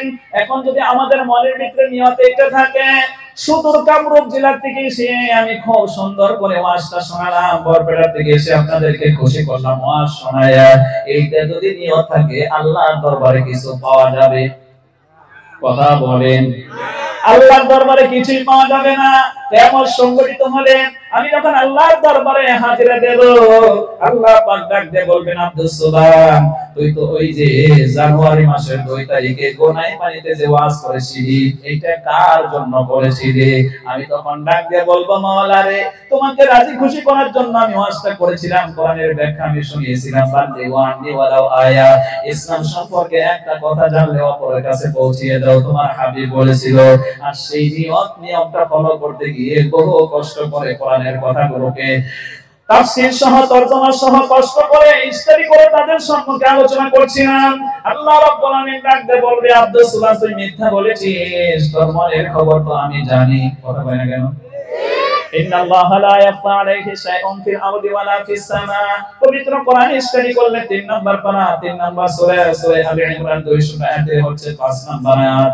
ইন্নাল্লাহা লা ইয়াখফা আলাইহি শাইউন ফিল আরদি ওয়ালা ফিস সামা। Indeed Allah, nothing is hidden in the earth or in the heaven. আল্লাহ তো তিনি আকাশে যা আছে, জমিনে যা আছে, আর ফাঁকা জায়গায় যা কিছু আছে সব সম্পর্কে আল্লাহ অবগত। ইভেন কি মানুষ মাঝে মাঝে চোখের পলকে কথা কয়, ইয়ালামু খাইনাতাল আয়ুনি ওয়া মা তুফিস সুদূর। আপনি 24 নাম্বার পারা পড়লে সূরা মুমিন 85টা আয়াতের হচ্ছে 19 নাম্বার আয়াত। বান্দারে, তুই চোখের ইশারায় কি কথা বলিস, আমি আল্লাহ পাক সে সম্পর্কেও জানি। আল্লাহু আলিমুম বিযাতিস সুদূর, মনের দিলের খবর কে জানে? আল্লাহ পাক ডাকতে বলবে, তোর দিলের ভিতরে এটা নিয়ত ছিল, এলাকার মানুষ তোকে ভালো মুফাসসির বলবে, ভালো বক্তা বলবে, ওই এলাকার গোনাই পানি মানুষগুলো তোকে কইরা দ্বিতীয়বার আবার দাওয়াত দিছেল, সব কিছু পেয়ে গেছ, মানুষ বড় সন্তুষ্ট হয়েছিল, কিন্তু আমি আল্লাহর দরবারে তুই কিছুই পাবি না, আমি আল্লাহর দরবারে তুই কিছুই পাবি না। এই কথা যদি একবার বলে দেয়, ও আমার ভাইরা, হযরত আবু হুরায়রা থেকে একটি হাদিস এসেছে, হযরত আবু হুরায়রা ওই হাদিসটা বর্ণনা করতে গিয়ে 3 বার বেহুশ হয়ে গিয়েছিল। আল্লাহ রাসূল সাল্লাল্লাহু আলাইহি ওয়াসাল্লামের ওই হাদিসটা হযরত আবু হুরায়রা বর্ণনা করে, কিয়ামতের দিবসে এক শ্রেণীর শহীদ ব্যক্তিকে আল্লাহ প্রশ্ন করবে, বান্দারে, তুমি যে আমার রাস্তায় শহীদ হয়েছিল, আসলে কি আমার জন্য হয়েছিলে? লোকটা তখন বলবে, আল্লাহ আপনার জন্যই তো আমি শাহাদাত বরণ করেছিলাম। আল্লাহ তখন বলবে, না, আমার জন্য না, মানুষ তোকে বড় বলবে, গাজী বলবে, শহীদ বলবে, সেজন্য করেছিলি। মানুষ তা বলে ফেলেছে। আজকে আমি আল্লাহর দরবারে তোর কিছুই পাওয়া নাই, জাহান্নামের ভিতরে চলে যা। জোরে বলেন নাউজুবিল্লাহ। ওরকম করে একজন হাজী ব্যক্তিকে বলবে, হজ করেছিলি কার জন্য?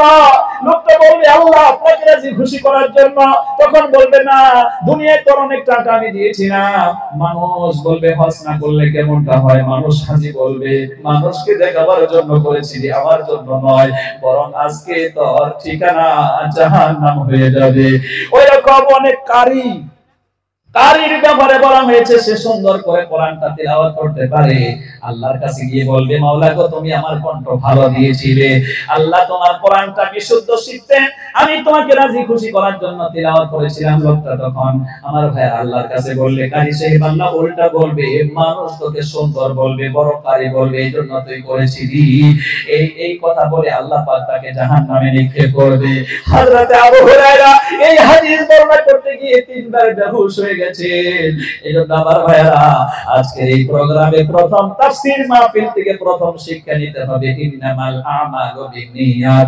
আমরা সব কিছু ওঠা বসা আসা কোরআন শোনা সব কার জন্য?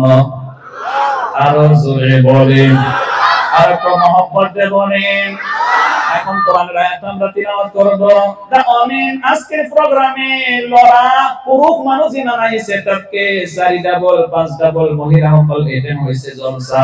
পবিত্র কোরআন স্টাডি করলে 4 নম্বর সূরা হল সূরা মহিলা। সুবহানাল্লাহ। সূরার নাম সূরা মহিলা, মানে সূরা আন-নিসা। 176টা আয়াত আছে। এখন যে আয়াতটা তিলাওয়াত করব 114 নম্বর আয়াত। আল্লাহ পাক বলেন, লা খায়রা ফি কাসীরিন মিন নাজওয়াহুম ইল্লা মান আমারা বিসাদাকাতিন আও মা'রুফিন আও ইসলাহিন বাইনান নাস ওয়া মান ইয়াফআল যালিকা ইবতিগা'a মারদাতিল্লাহ ফাসাওফা নু'তিহি আজরান 'আযীমা। আল্লাহ পাক বলেন, এই দুনিয়ার জীবন সলা পরামর্শ হয়েছে, মিটিং হয়েছে, কনফারেন্স হয়েছে, জলসা মাহফিল হয়েছে, এই বিলাকত আল্লাহর ভালোর করা কোনটার ভিতর কল্যাণ নাই। আল্লাহ পাক প্রথমে নেগেটিভ পয়েন্ট বর্ণনা করেছে, তার পিছত পজিটিভ। আল্লাহ পাক বলেন, কোনটা আল্লাহর ভিতর থেকে কল্যাণ নেই, আল্লাহর পক্ষ থেকে কল্যাণ নেই। তবে হ্যাঁ, ওই মাহফিল কল্যাণওয়ালা, যেই মাহফিলে বক্তা আলোচনাকারী শ্রোতার শুনে 3 সাবজেক্ট হতে হবে। এমন সাবজেক্টে কথা বলবে, লা খায়রা ফি কাসীরিন মিন নাজওয়াকুম ইল্লা মান আমারা বিসাদাকাতিন আও মা'রুফিন আও ইসলাহিন বাইনান নাস। মানুষকে এমন কথা শোনায়, যেই কথাগুলো শোনার পরে, যেই ওয়াজগুলো শোনার পরে আল্লাহর রাস্তায় দান করার জন্য তারা পাগল করা হয়ে যায়।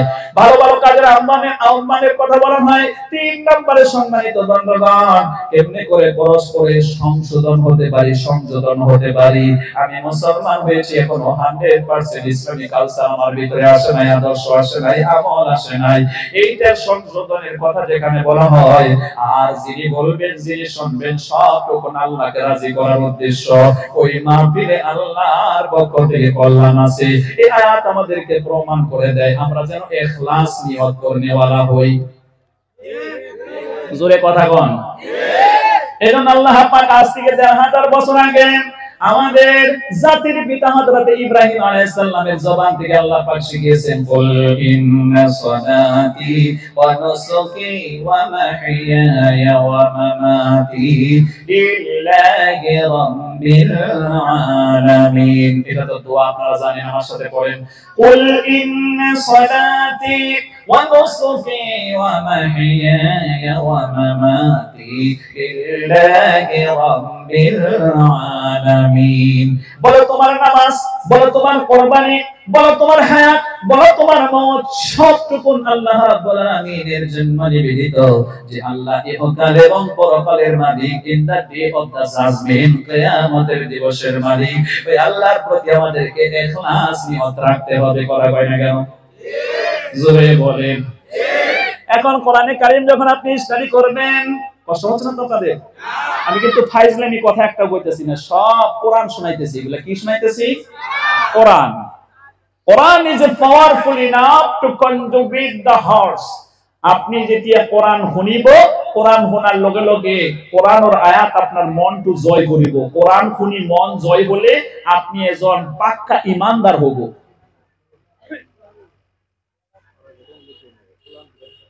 আল্লাহু আকবার বলেন, আল্লাহু আকবার।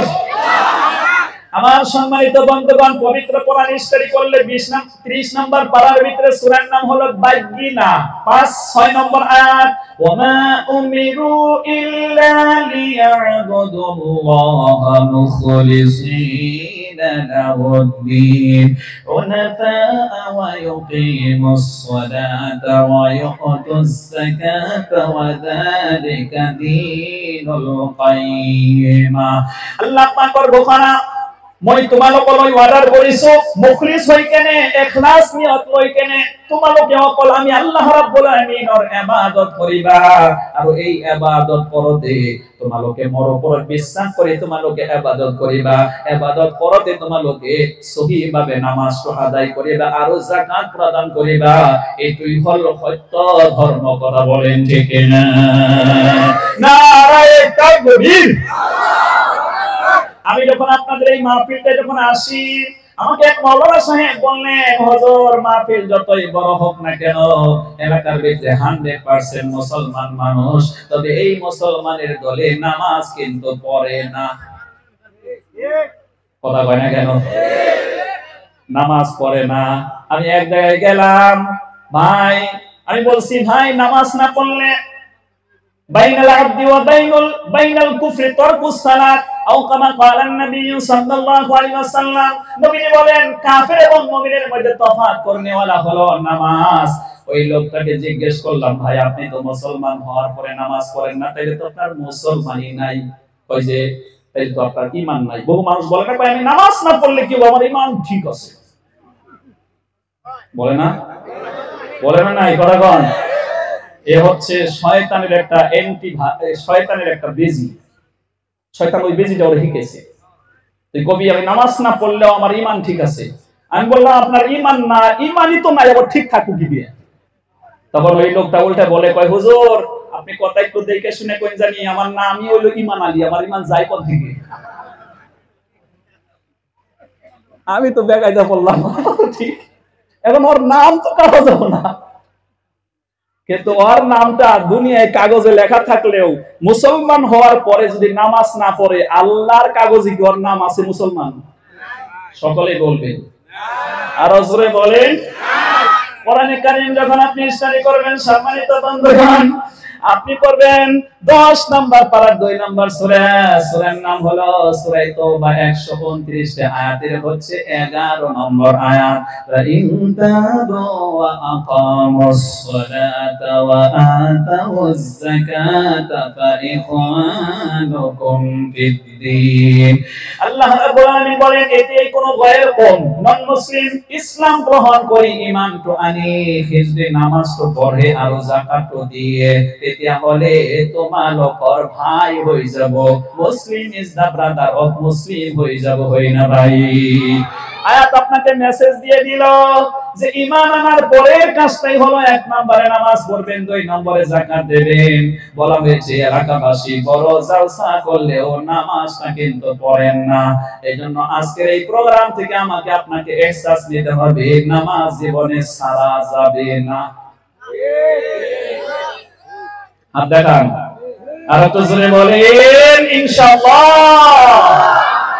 কেমন করে ঘুমাও তুমি, কেমন করে ঘুমাও তুমি, হজর করে কাজা এমন তো হতে পারে জোহরে জানাজা তোমার, জোহরে জানাজা। মুসলিম হয় না জন্ম নিলে মুসলমানের ঘরে, কাফের মুমিন তফাত করে সালাতের উপরে। ও ভাই সালাতের উপরে কেমন করে ঘুমাও তুমি, কেমন করে ঘুমাও তুমি, হজর করে কাজা এমন তো হতে পারে জোহরে জানাজা তোমার, জোহরে জানাজা।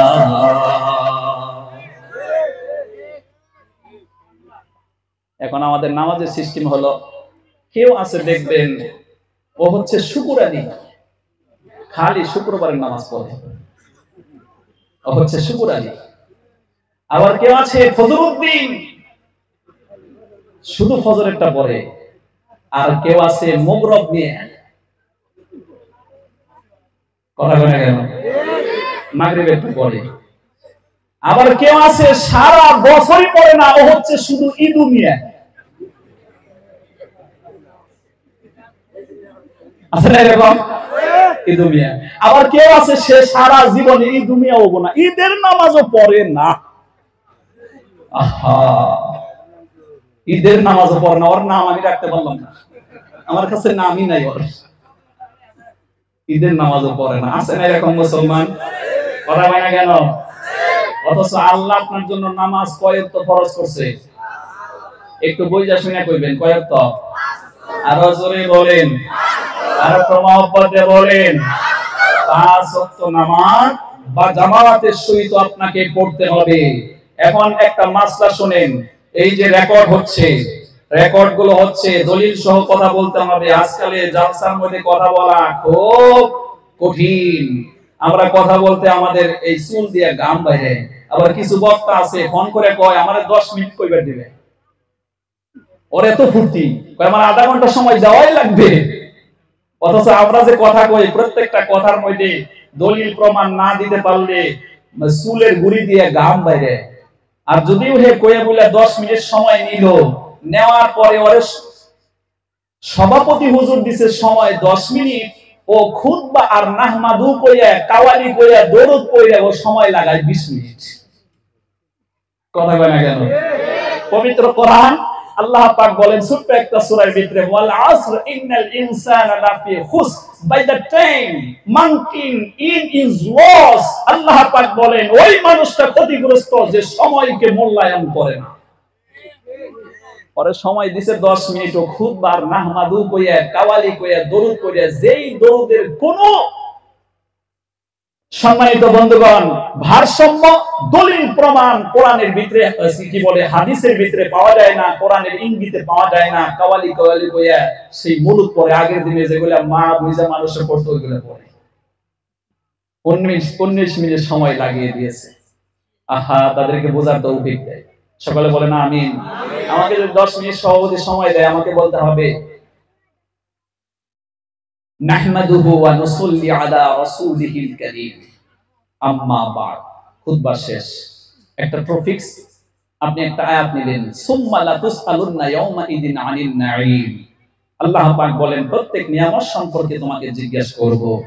আপনি আল্লাহর নিয়ামতের কথা 10 মিনিটের ভিতরে বলে শেষ করে দিবেন। এটা হলো ভালো বক্তা, কথা কয় না কেন?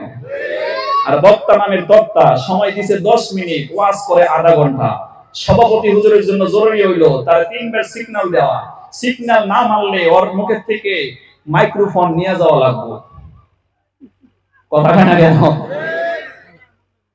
মাইক্রোফোন নিয়ে যাওয়া লাগবে। এইরকম একবার ওই বক্তাকে লজ্জা দিলে ওর পায়জামা ঠিক হবো, কিয়ামত পর্যন্ত ওয়াজ করলে একবার গুনবে যে আমার টাইমের থেকে বেশি গেলে ছাড়বে না। কথা না কেন? এইজন্য আমাদের কথাগুলো বলতে হবে দলিল সহ। আজকে একটা মাসলা শুনে নেন, খুব লক্ষ্য করে শুনবেন। মুসলমান হওয়ার পরে বিনা জরুরতে সে যদি নামাজ তরক করলো, সে কাফির। নামাজ ছেড়ে দিল, সে কাফির।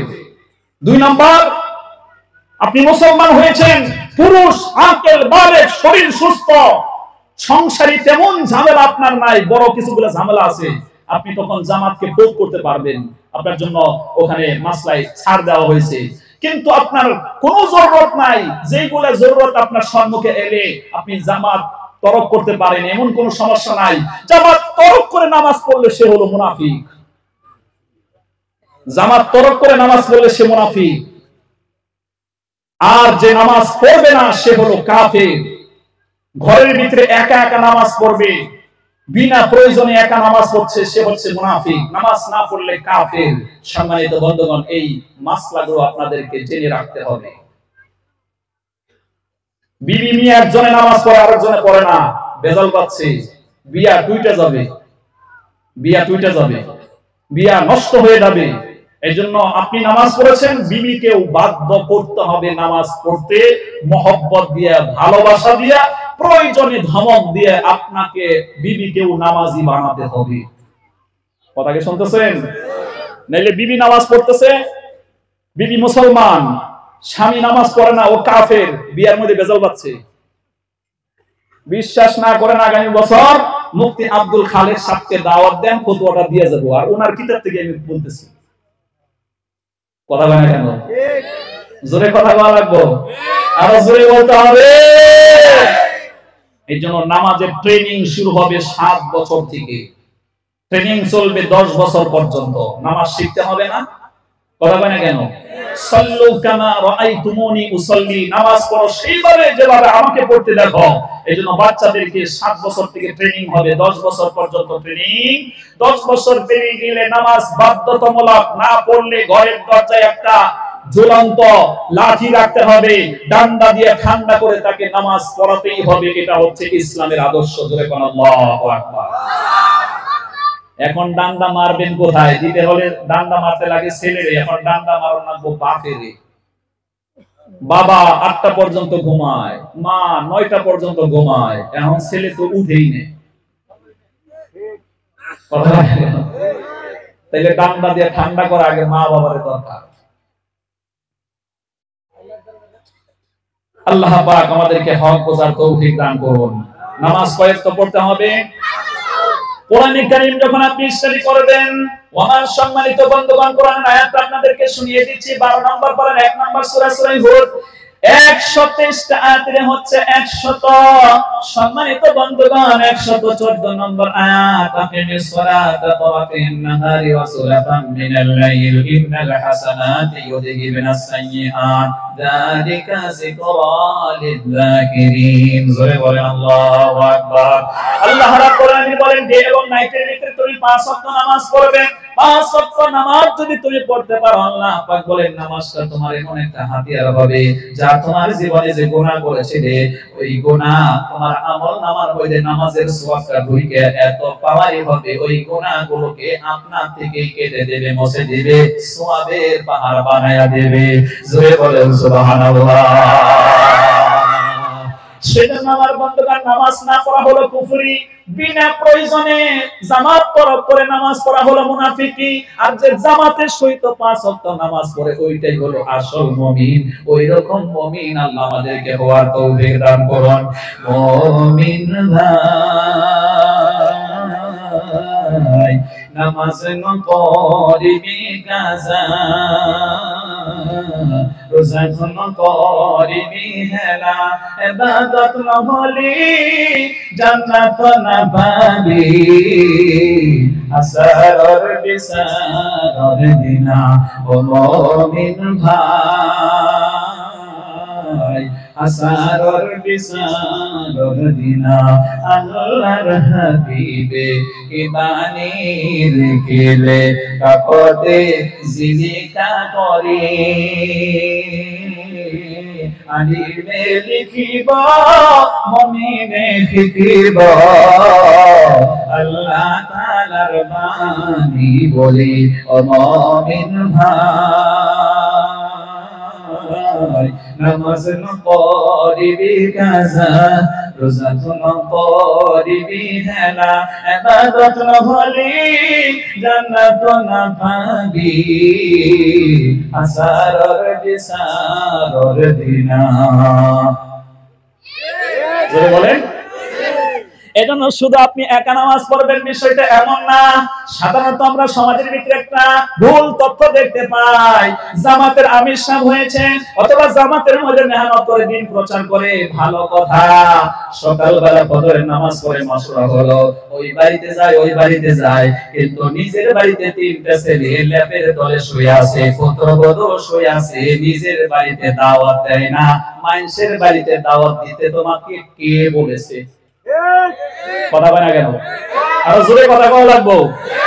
কোরআনে কারীম যখন আপনি স্টাডি করবেন, দলিলটা আপনি শুনেন, আব্দুস সুবহান কথাগুলো একটু কঠিন বলে, এজন্য মানুষ দেখতে পারে না। না দেখতে পারলেও আমার আল্লাহ ঠিকই আমাকে দেখতে পারে। দিন গেছে, আমার মর্যাদা বাড়তেই আছে, মর্যাদা কিন্তু কমতেছে না। পবিত্র কোরআন যখন আপনি স্টাডি করবেন আমার ভাইরা, সূরা হামিম সিজদা, এই সূরাটা আপনি তিলাওয়াত করলে 24 নাম্বার পারার ভিতরে আপনি পাবেন 33 নাম্বার আয়াত, ওয়ামান আহসানু কাওলাম মিম্মান দাআ ইলাল্লাহি ওয়া আমিলা সালিহান ওয়া ক্বালা ইন্নানি মিনাল মুসলিমিন। আল্লাহ পাক বলেন ওর কথার চাইতে কার কথা ভালো, অর্থাৎ ওই লোকটার কথা আল্লাহ বেশি পছন্দ করে যে নাকি মানুষকে আল্লাহর দিকে আহ্বান করে এবং পাশাপাশি নিজে মুসলমানি প্রকাশ করে, পাক্কা আমলওয়ালা হয়ে মানুষকে আল্লাহর দিকে আহ্বান করে। আমার ভাইরা, এই আয়াতের তাফসীরের ভিতরে বলা হয়েছে 1 নাম্বার তাবলীগ হলো নিজের মধ্যে, 2 নম্বর নিজে সংশোধন হয়েছে, তাহলে বাড়ির ভিতরে তাবলীগ, বাড়িটা ভালো হয়ে গেছে, তারপরে অন্যের বাড়ি, এটাই হলো সিস্টেম। কথা কয় না কেন? নারায়ে তাকবীর।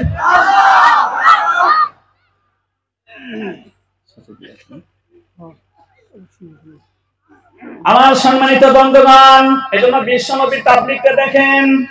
পবিত্র কোরআন যখন আপনি স্টাডি করবেন, আপনি নিয়ে আসেন আয়াতটা আমি দেখায় দেব।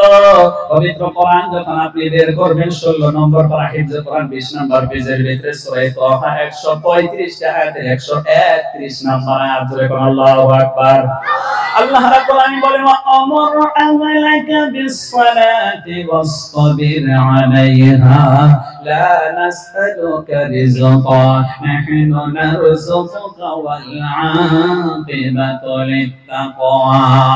আল্লাহ রাব্বুল আলামিন বলেন হে নবী, আপনি নিজে নামাজ পড়ুন, আপনার ফ্যামিলি মেম্বারদেরকে আপনি নামাজের অর্ডার করুন। এই আয়াতের তাফসীরের ভিতরে এসেছে বিশ্বনবী সাল্লাল্লাহু আলাইহি ওয়াসাল্লাম হযরত উঠে দাঁড়াতেন, নামাজ নিজে পড়তেন, তাহাজ্জুদ পড়তেন। আমার ভাইরা, বিশ্বনবীর ঘরে আম্মা আয়েশা সিদ্দিকা কম বয়সের মহিলা, আমার বন্ধুগণ নবীজির প্রাণের স্ত্রী। বিশ্বনবী সাল্লাল্লাহু আলাইহি ওয়াসাল্লাম বলেন আয়েশা সিদ্দিকা যখন আমি বিয়ে করব, আল্লাহর পক্ষ থেকে জিবরাইল ফেরেশতা 3 বার ফটো আমাকে দেখিয়েছে। সুবহানাল্লাহ, 3 বার আমাকে ফটো দেখিয়েছেন। মাঝে মাঝে বিশ্বনবী কথা বলতেন, এরকম ভাবে আপনাদেরকে বলা দরকার, আপনার স্ত্রীকে আপনি ভালোবাসবেন। বিশ্বনবী বলতেন ও আয়েশা, যেদিন থেকে আমি দেখেছি তুমি দুনিয়াতে আমার স্ত্রী হবে, আবার জান্নাতের ভিতরেও তুমি আমার স্ত্রী হবে, ওই দিন থেকে আমার মরার শখটা বেড়ে গেছে। আমি যেন তাড়াতাড়ি মরি আর জান্নাতের ভিতরে তোমার সাথে সাক্ষাৎ করি। জোরে জোরে বলেন সুবহানাল্লাহ। বিশ্বনবীর প্রেম ভালোবাসার ভাষাটা কত ছিল, স্ত্রীকে এতটা ভালোবাসতো। কিন্তু আমাদের হাজারো পুরুষ আছে স্ত্রীকে তো দেখতেই পারে না, স্ত্রীকে পিটানো মেশিন। কথা বলা গেল, স্ত্রীকে পিটানো মেশিন। স্ত্রী তাকে দেখলে 10 গ্লাস পানি খায়। কষ্ট হইতেছে? ওয়াজ তো এখন আপনাকে বিরুদ্ধে গেল, আমি কি করব? স্ত্রীকে মারার মেশিন না, স্ত্রী আদরের জিনিস, মহব্বতের বস্তু। ওকে আপনি মারলে ওরে বানাইছেই বাঁকা হাড্ডি দিয়ে, ওই একটু বেকা। আর যদি মারেন আরো বেকা বাড়বো না কমবো? জোরে কথা কম, বাঁকা বেশি হয়ে যাবে। এজন্য আল্লাহ রাসূল বলেন তাকে ভালোবাসো, মহব্বত করো। কেন আপনি ভালোবাসবেন? সে তার নিজের একটা পরিবারে 20 বছর 25 বছর পর্যন্ত মায়ের আদর পেয়েছিল, বাবার আদর পেয়েছিল, বোনের আদর পেয়েছিল, ভাইয়ের আদর পেয়েছিল।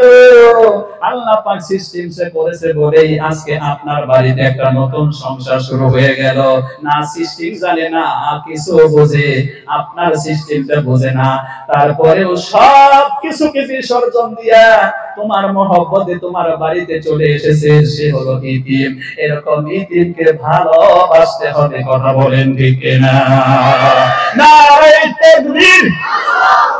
আল্লাহ রাসূল বলেন খায়রুকুম খায়রুকুম লি আহলি ওয়া আনা খায়রুকুম লি আহলি। বিশ্বনবী বলেন এই পৃথিবীতে শ্রেষ্ঠ পুরুষ সে যে তার স্ত্রীর কাছে শ্রেষ্ঠ, আর আমি নবী আমার 11টা স্ত্রীর কাছে শ্রেষ্ঠ। সুবহানাল্লাহ। এজন্য স্ত্রীকে কি করতে হবে? ভালোবাসতে হবে, মহব্বত করতে হবে। ফজরের নামাজ পড়েই আসসালামু আলাইকুম ওয়া রাহমাতুল্লাহি ওয়া বারাকাতুহু, আই লাভ ইউ, আমি তোমাকে বড্ড ভালোবাসি। স্ত্রীকে ভালোবাসতে গিয়ে সুন্দর সুন্দর নাম দিবেন। বিশ্বনবী হযরত আম্মা জান আয়েশা সিদ্দিকাকে সুন্দর সুন্দর নাম দিয়ে ডাকতেন, বলতেন ও আমার হুমায়রা, ও আমার লাল, বলেন সুবহানাল্লাহ। এজন্য স্ত্রীকে ডাক দিয়ে বলবেন ও আমার কৈতুলি, ও আমার টুনটুনি, তোমাকে দেখতে খুব ভালো লাগে। স্ত্রী খুশি হয় না গো? এখন যদি এই ডাকে, আমি তো ডাক দিলাম, এটা আপনাদেরকে একজন দিয়ে বুঝালাম, যদি আপনার স্ত্রী যদি আবার এই ডাকে সন্তুষ্ট না হয় তাহলে কিন্তু দেওয়া যাবে না। কথা কয় না কেন? যদি আপনি কৈতুলি করে ডাক দেন তখন তো তুমি কোন কৈতুলির কথা কও, বেজাল আছে না নাই? এজন্য স্ত্রীকে জিজ্ঞাসা করবেন তোমাকে কোন ডাক দিলে ভালো লাগে, আপনি ওর কাছ থেকে শিখে নেবেন। সুবহানাল্লাহ। আমার ভাইয়ারা, আমরা পুরুষরা হলাম বোকা। স্ত্রীকে দিয়ে আপনি বেশি কাজ করাবেন, বেশি খাটাবেন, তাইলে আপনি ওকে ধমক দিয়ে কিন্তু এই খাটানো যাবে না। ওটা এমন একটা মেশিন, ওকে যদি একটু প্রশংসা করেন, সকালবেলা ওঠার পরে যদি বলেন তোমার রান্না তো খুব ভালো, এত সুন্দর তুমি রান্না করো, আরে কত মজা লাগে, তুমি আমার জামাটা ধুয়ে দিয়েছো, কত ভালো লাগছে, কি সুন্দর পরিষ্কার, এইভাবে কাজের প্রশংসা করলে মেশিন আরো স্পিড হয়। কথা কয় না কেন? আরো জোরে কথা কন। এটা আমাদের পুরুষরা আর বুঝলো না গো, খালি ধমক দেয়। ধমক দেয় না, নবীজি বলছেন ধমক না, ও হচ্ছে, তুমি হচ্ছ রাজা, ও হচ্ছে রানী, ওকে রানীর সিংহাসনে বসে মর্যাদা দিতে হবে, আল্লাহ রাব্বুল আলামিন খুশি হয়ে যাবে। বলেন সুবহানাল্লাহ। এখানে একটা কথা আবার আমাদেরকে মনে রাখতে হবে, স্ত্রীকে আপনি কতটা ভালোবাসা দেবেন, যতটা আপনার কাছ থেকে স্ত্রী পাওয়ার যোগ্যতা রাখে। কথা হয় না কেন? ইসলামের ভিতরে সব সিস্টেম আছে না নাই? Islam is the very all compassing social system. ইসলাম হচ্ছে এই পৃথিবীতে উন্নত মানের একটা জীবন ব্যবস্থা। স্ত্রী আপনার কাছ থেকে যে মহব্বত পাবে অতটাই দেবেন, কিন্তু মহব্বত বাড়াতে বাড়াতে গিয়ে আবার মা বাবার মহব্বত কাইটে নিয়ে স্ত্রীর দিয়ে দেন। কথা হয় না কেন? অর্থাৎ মা বাবাকে ডিলেট করে আলাদা ঘর বানিয়ে, আলাদা বিল্ডিং বানিয়ে, সেই বিল্ডিং এ ও মনে করে আমার আরাম হবে, আয়েশ হবে। না, তা হবে না। কথা হয় না কেন? জোরে কথা কন। মায়ের চোখে ঝরলে পানি, আল্লাহর আরশ কাইপা যায়। মায়ের চোখে ঝরলে পানি, আল্লাহর আরশ কাইপা যায়। কান্দে না যেন মায়, কান্দে না যেন মায়। বিদেশের পাশে যদি সন্তান মারা যায়, সবার আগে জানেন তার জন্ম দুঃখী মায়। সেই মায়ের কষ্ট কেহ দিও নাই দুনিয়ায়, সেই মায়ের কষ্ট কেহ দিও নাই দুনিয়ায়। কান্দে না যেন মায়, কান্দে না যেন মায়। কথা বলেন ঠিক না? মায়ের আদর মায়েকে দেবেন, স্ত্রীর আদর স্ত্রীকে দেবেন, তবেই আপনার সংসারে শান্তি দেবে কে? জোরে বলেন। আল্লাহ রাব্বুল আলামিন আমাদেরকে বোঝার তৌফিক দান করুন। এখন এখানেই যদি ওয়াজটা স্টপ করে দেওয়া হয়, আপনাদের এলাকার মহিলারা, আমার বন্ধুগণ, গাছের উপরে তো যাবে, আবার ডালের মধ্যেও যাবে। ওরা গানে কেন? ওয়াজ তো সবকে পক্ষে গেছে গা, এজন্য গাছে থাকবে না, ডাল পর্যন্ত পৌঁছাবে। এই আধা ওয়াজ শুনে প্রোগ্রাম শেষ করা যাবে না। ইসলাম হচ্ছে এমন একটা জীবন ব্যবস্থা, সবাইকে নসিহত করে, সবাইকে ভারসাম্য রক্ষা করতে বলে, আপন আপন দায়িত্বগুলো পালন করতে বলে। কথা বলেন ঠিক না? এখন একটি হাদিস শুনেন। বিশ্বনবী সাল্লাল্লাহু আলাইহি ওয়াসাল্লামের কাছে একজন মহিলা সাহাবী এলেন। মহিলা সাহাবী এসে বলতেছে, হে আমার বিশ্বনবী, আমি তো আপনাকে বিশ্বাস করেছি, আল্লাহকে বিশ্বাস করেছি, এই দুনিয়া আমার কাম্য না, দুনিয়া আমি চাই না, আমি চাই আখিরাত। আমি যেন আখিরাতে গিয়ে আল্লাহর সাথে জান্নাতে দিদার করতে পারি, আমি যেন ওই জান্নাতের ভিতরে গিয়ে আমার স্বামীর সাথে সংসার করতে পারি, ওই জান্নাতে গিয়ে যেন বিশ্বনবীকে মাঝে মাঝে আপনাকে আমি দিদার করতে পারি, দেখতে পারি। অর্থাৎ আপনার পাশেই যেন আল্লাহ আমাকে জান্নাত দিয়ে দেয়। অতএব হে আমার প্রাণের স্বামী, সরি হে আমার প্রাণের নবী, আপনি আমাকে বলে দেন আমি কিছুদিন পরে বিয়ে করব, আমার একজন স্বামী পাবো, স্বামী পেলে তার খেদমত কতটা আমাকে করতে হবে, এ আমার দয়ার নবী আপনি আমাকে জানিয়ে দেন। কোন সুবহানাল্লাহ। আর ভাইরা, আল্লাহ রাসূল কত খুশি হয়ে গেলেন, খুশি হয়ে বললেন কোরআনে কারীম যখন আপনি স্টাডি করবেন, আপনি পড়বেন 5 নাম্বার পারা 2 নাম্বার পেজ 176টা আয়াতের হচ্ছে 34 নাম্বার আয়াত সূরা আন-নিসা, আর-রিজালু কাওয়ামুনা আলান নিসাই বিমা ফাদ্দালাল্লাহু বা'দাহুম আলা বা'দিন ওয়া বিমা আনফাকু মিন আমওয়ালিহিম ফাস-সালিহাতু কানিতাতুন হাফিজাতুল লিল-গায়বি বিমা হাফিজাল্লাহ।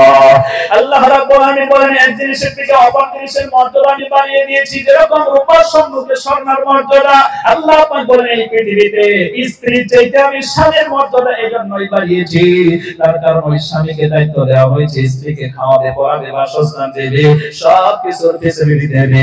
আর স্বামী এটা গ্রহণ করতে গিয়া মাসের মাস পর্যন্ত গুয়াহাটি থাকে, মেঘালয় গিয়া আমার বর্তমান 70 ফুট করতে দিতে গিয়া কয়লা টানে। কথা বলেন ঠিক না? আল্লাহ রাব্বুল আলামিন ডাকতে বলেন এজন্যই তোমার স্বামীকে তুমি ভুলে যেতে পারো না, তোমার স্বামীকে তোমাকে অগ্রাধিকার দিতে হবে, তার খেদমত করতে হবে। আর খেদমত কতটা করবেন নবী তাফসীর করে বুঝিয়ে দিয়েছে। ওই মহিলা যখন বললেন আমার স্বামীর হক কতটা, নবীজি তখন তাকে একটা সংক্ষিপ্ত বলে দিলেন, তোমার স্বামী তোমাকে লালন পালন করতে গিয়ে হঠাৎ করে অসুস্থ হয়ে গেল, বেমারে পড়ে গেল, তার শরীরের মধ্যে পচন শুরু হয়ে গেল, কোষগুলো বের হচ্ছে, বড় তো পায় মাংসগুলো পড়ে গেছে। তখন তুমি ওই তোমার স্বামীকে যখন তুমি কাপড় দিয়ে ওটা পরিষ্কার করবে, কাপড়ের দাগ লেগে দুঃখ পেতে পারে, সেজন্য তোমাকে তুমি যদি মুখের জিবা দিয়া সাইটা সাইটা আরাম দিয়া স্বামীর শরীর থেকে কোষ বাই করে স্বামীকে যদি তুমি সুস্থ করো, তারপরেও বলেন নবীজি স্বামীর খেদমত আদায় হয় নাই। নারে তাকবীর। আর আজকে এতটা খেদমত করার জন্য স্ত্রীদেরকে বলেছে আল্লাহ রাসূল। আর এই স্ত্রীদেরকে সম্মানিত বন্ধুগণ, আপনি যখন একটু অসুস্থ হবেন, ইনকাম যখন আপনার কমে যাবে, তখন দেখবেন অমাবস্যা আন্দার আর রাত্রে না, দিনেই স্ত্রীর মুখের দিকে তাকালে নাকের গুস, কপাল গুস, কত যে গুস তাকায় আছে। কথা বলে ঠিক কিনা? গুস করে তাকায় আছে। তখন অমাবস্যা আন্দার আর রাত্রে না, দেখবেন দিনেই একবার স্ত্রীর মুখে ঠাস ঠাস করে বোঝা যাচ্ছে। স্বামী তাকে 40 বছর খাওয়ালো, 50 বছর খাওয়ালো, কিন্তু আপনাদের এই ঘুনাই পানি এলাকা তো শুধু না, আপনাদের এই Goalpara district, Dhubri district, even কি আসাম, অল পৃথিবীর কোন স্বামী কথা বললো না। বিবি অসুস্থ হয়ে থাকলো 10 বছর 20 বছর পর্যন্ত আপনি ট্রিটমেন্ট নিলেন, তারপরেও স্বামী বলে না তোমাকে ট্রিটমেন্ট করে করে আমি শেষ হয়ে গেলাম, তোমাকে আর কামাই করে খাওয়াতে পারো না। কিন্তু আপনি অসুস্থ হয়ে গেলে স্ত্রী যদি 10 দিন আপনার ঘরটা চালায়, তার ছাগল বিক্রি করে, তার ডিম বিক্রি করে, তার হাঁস বিক্রি করে, তখন বলে তোমারে বহিয়া বহিয়া খাওয়াইয়া হারুম না। কথা কেন কেন? এই কথা কথাই কোন পুরুষে মুনাফাত নাই, খালি কপাল ভালো যে বিয়ে করে নাই ওখানে নাই।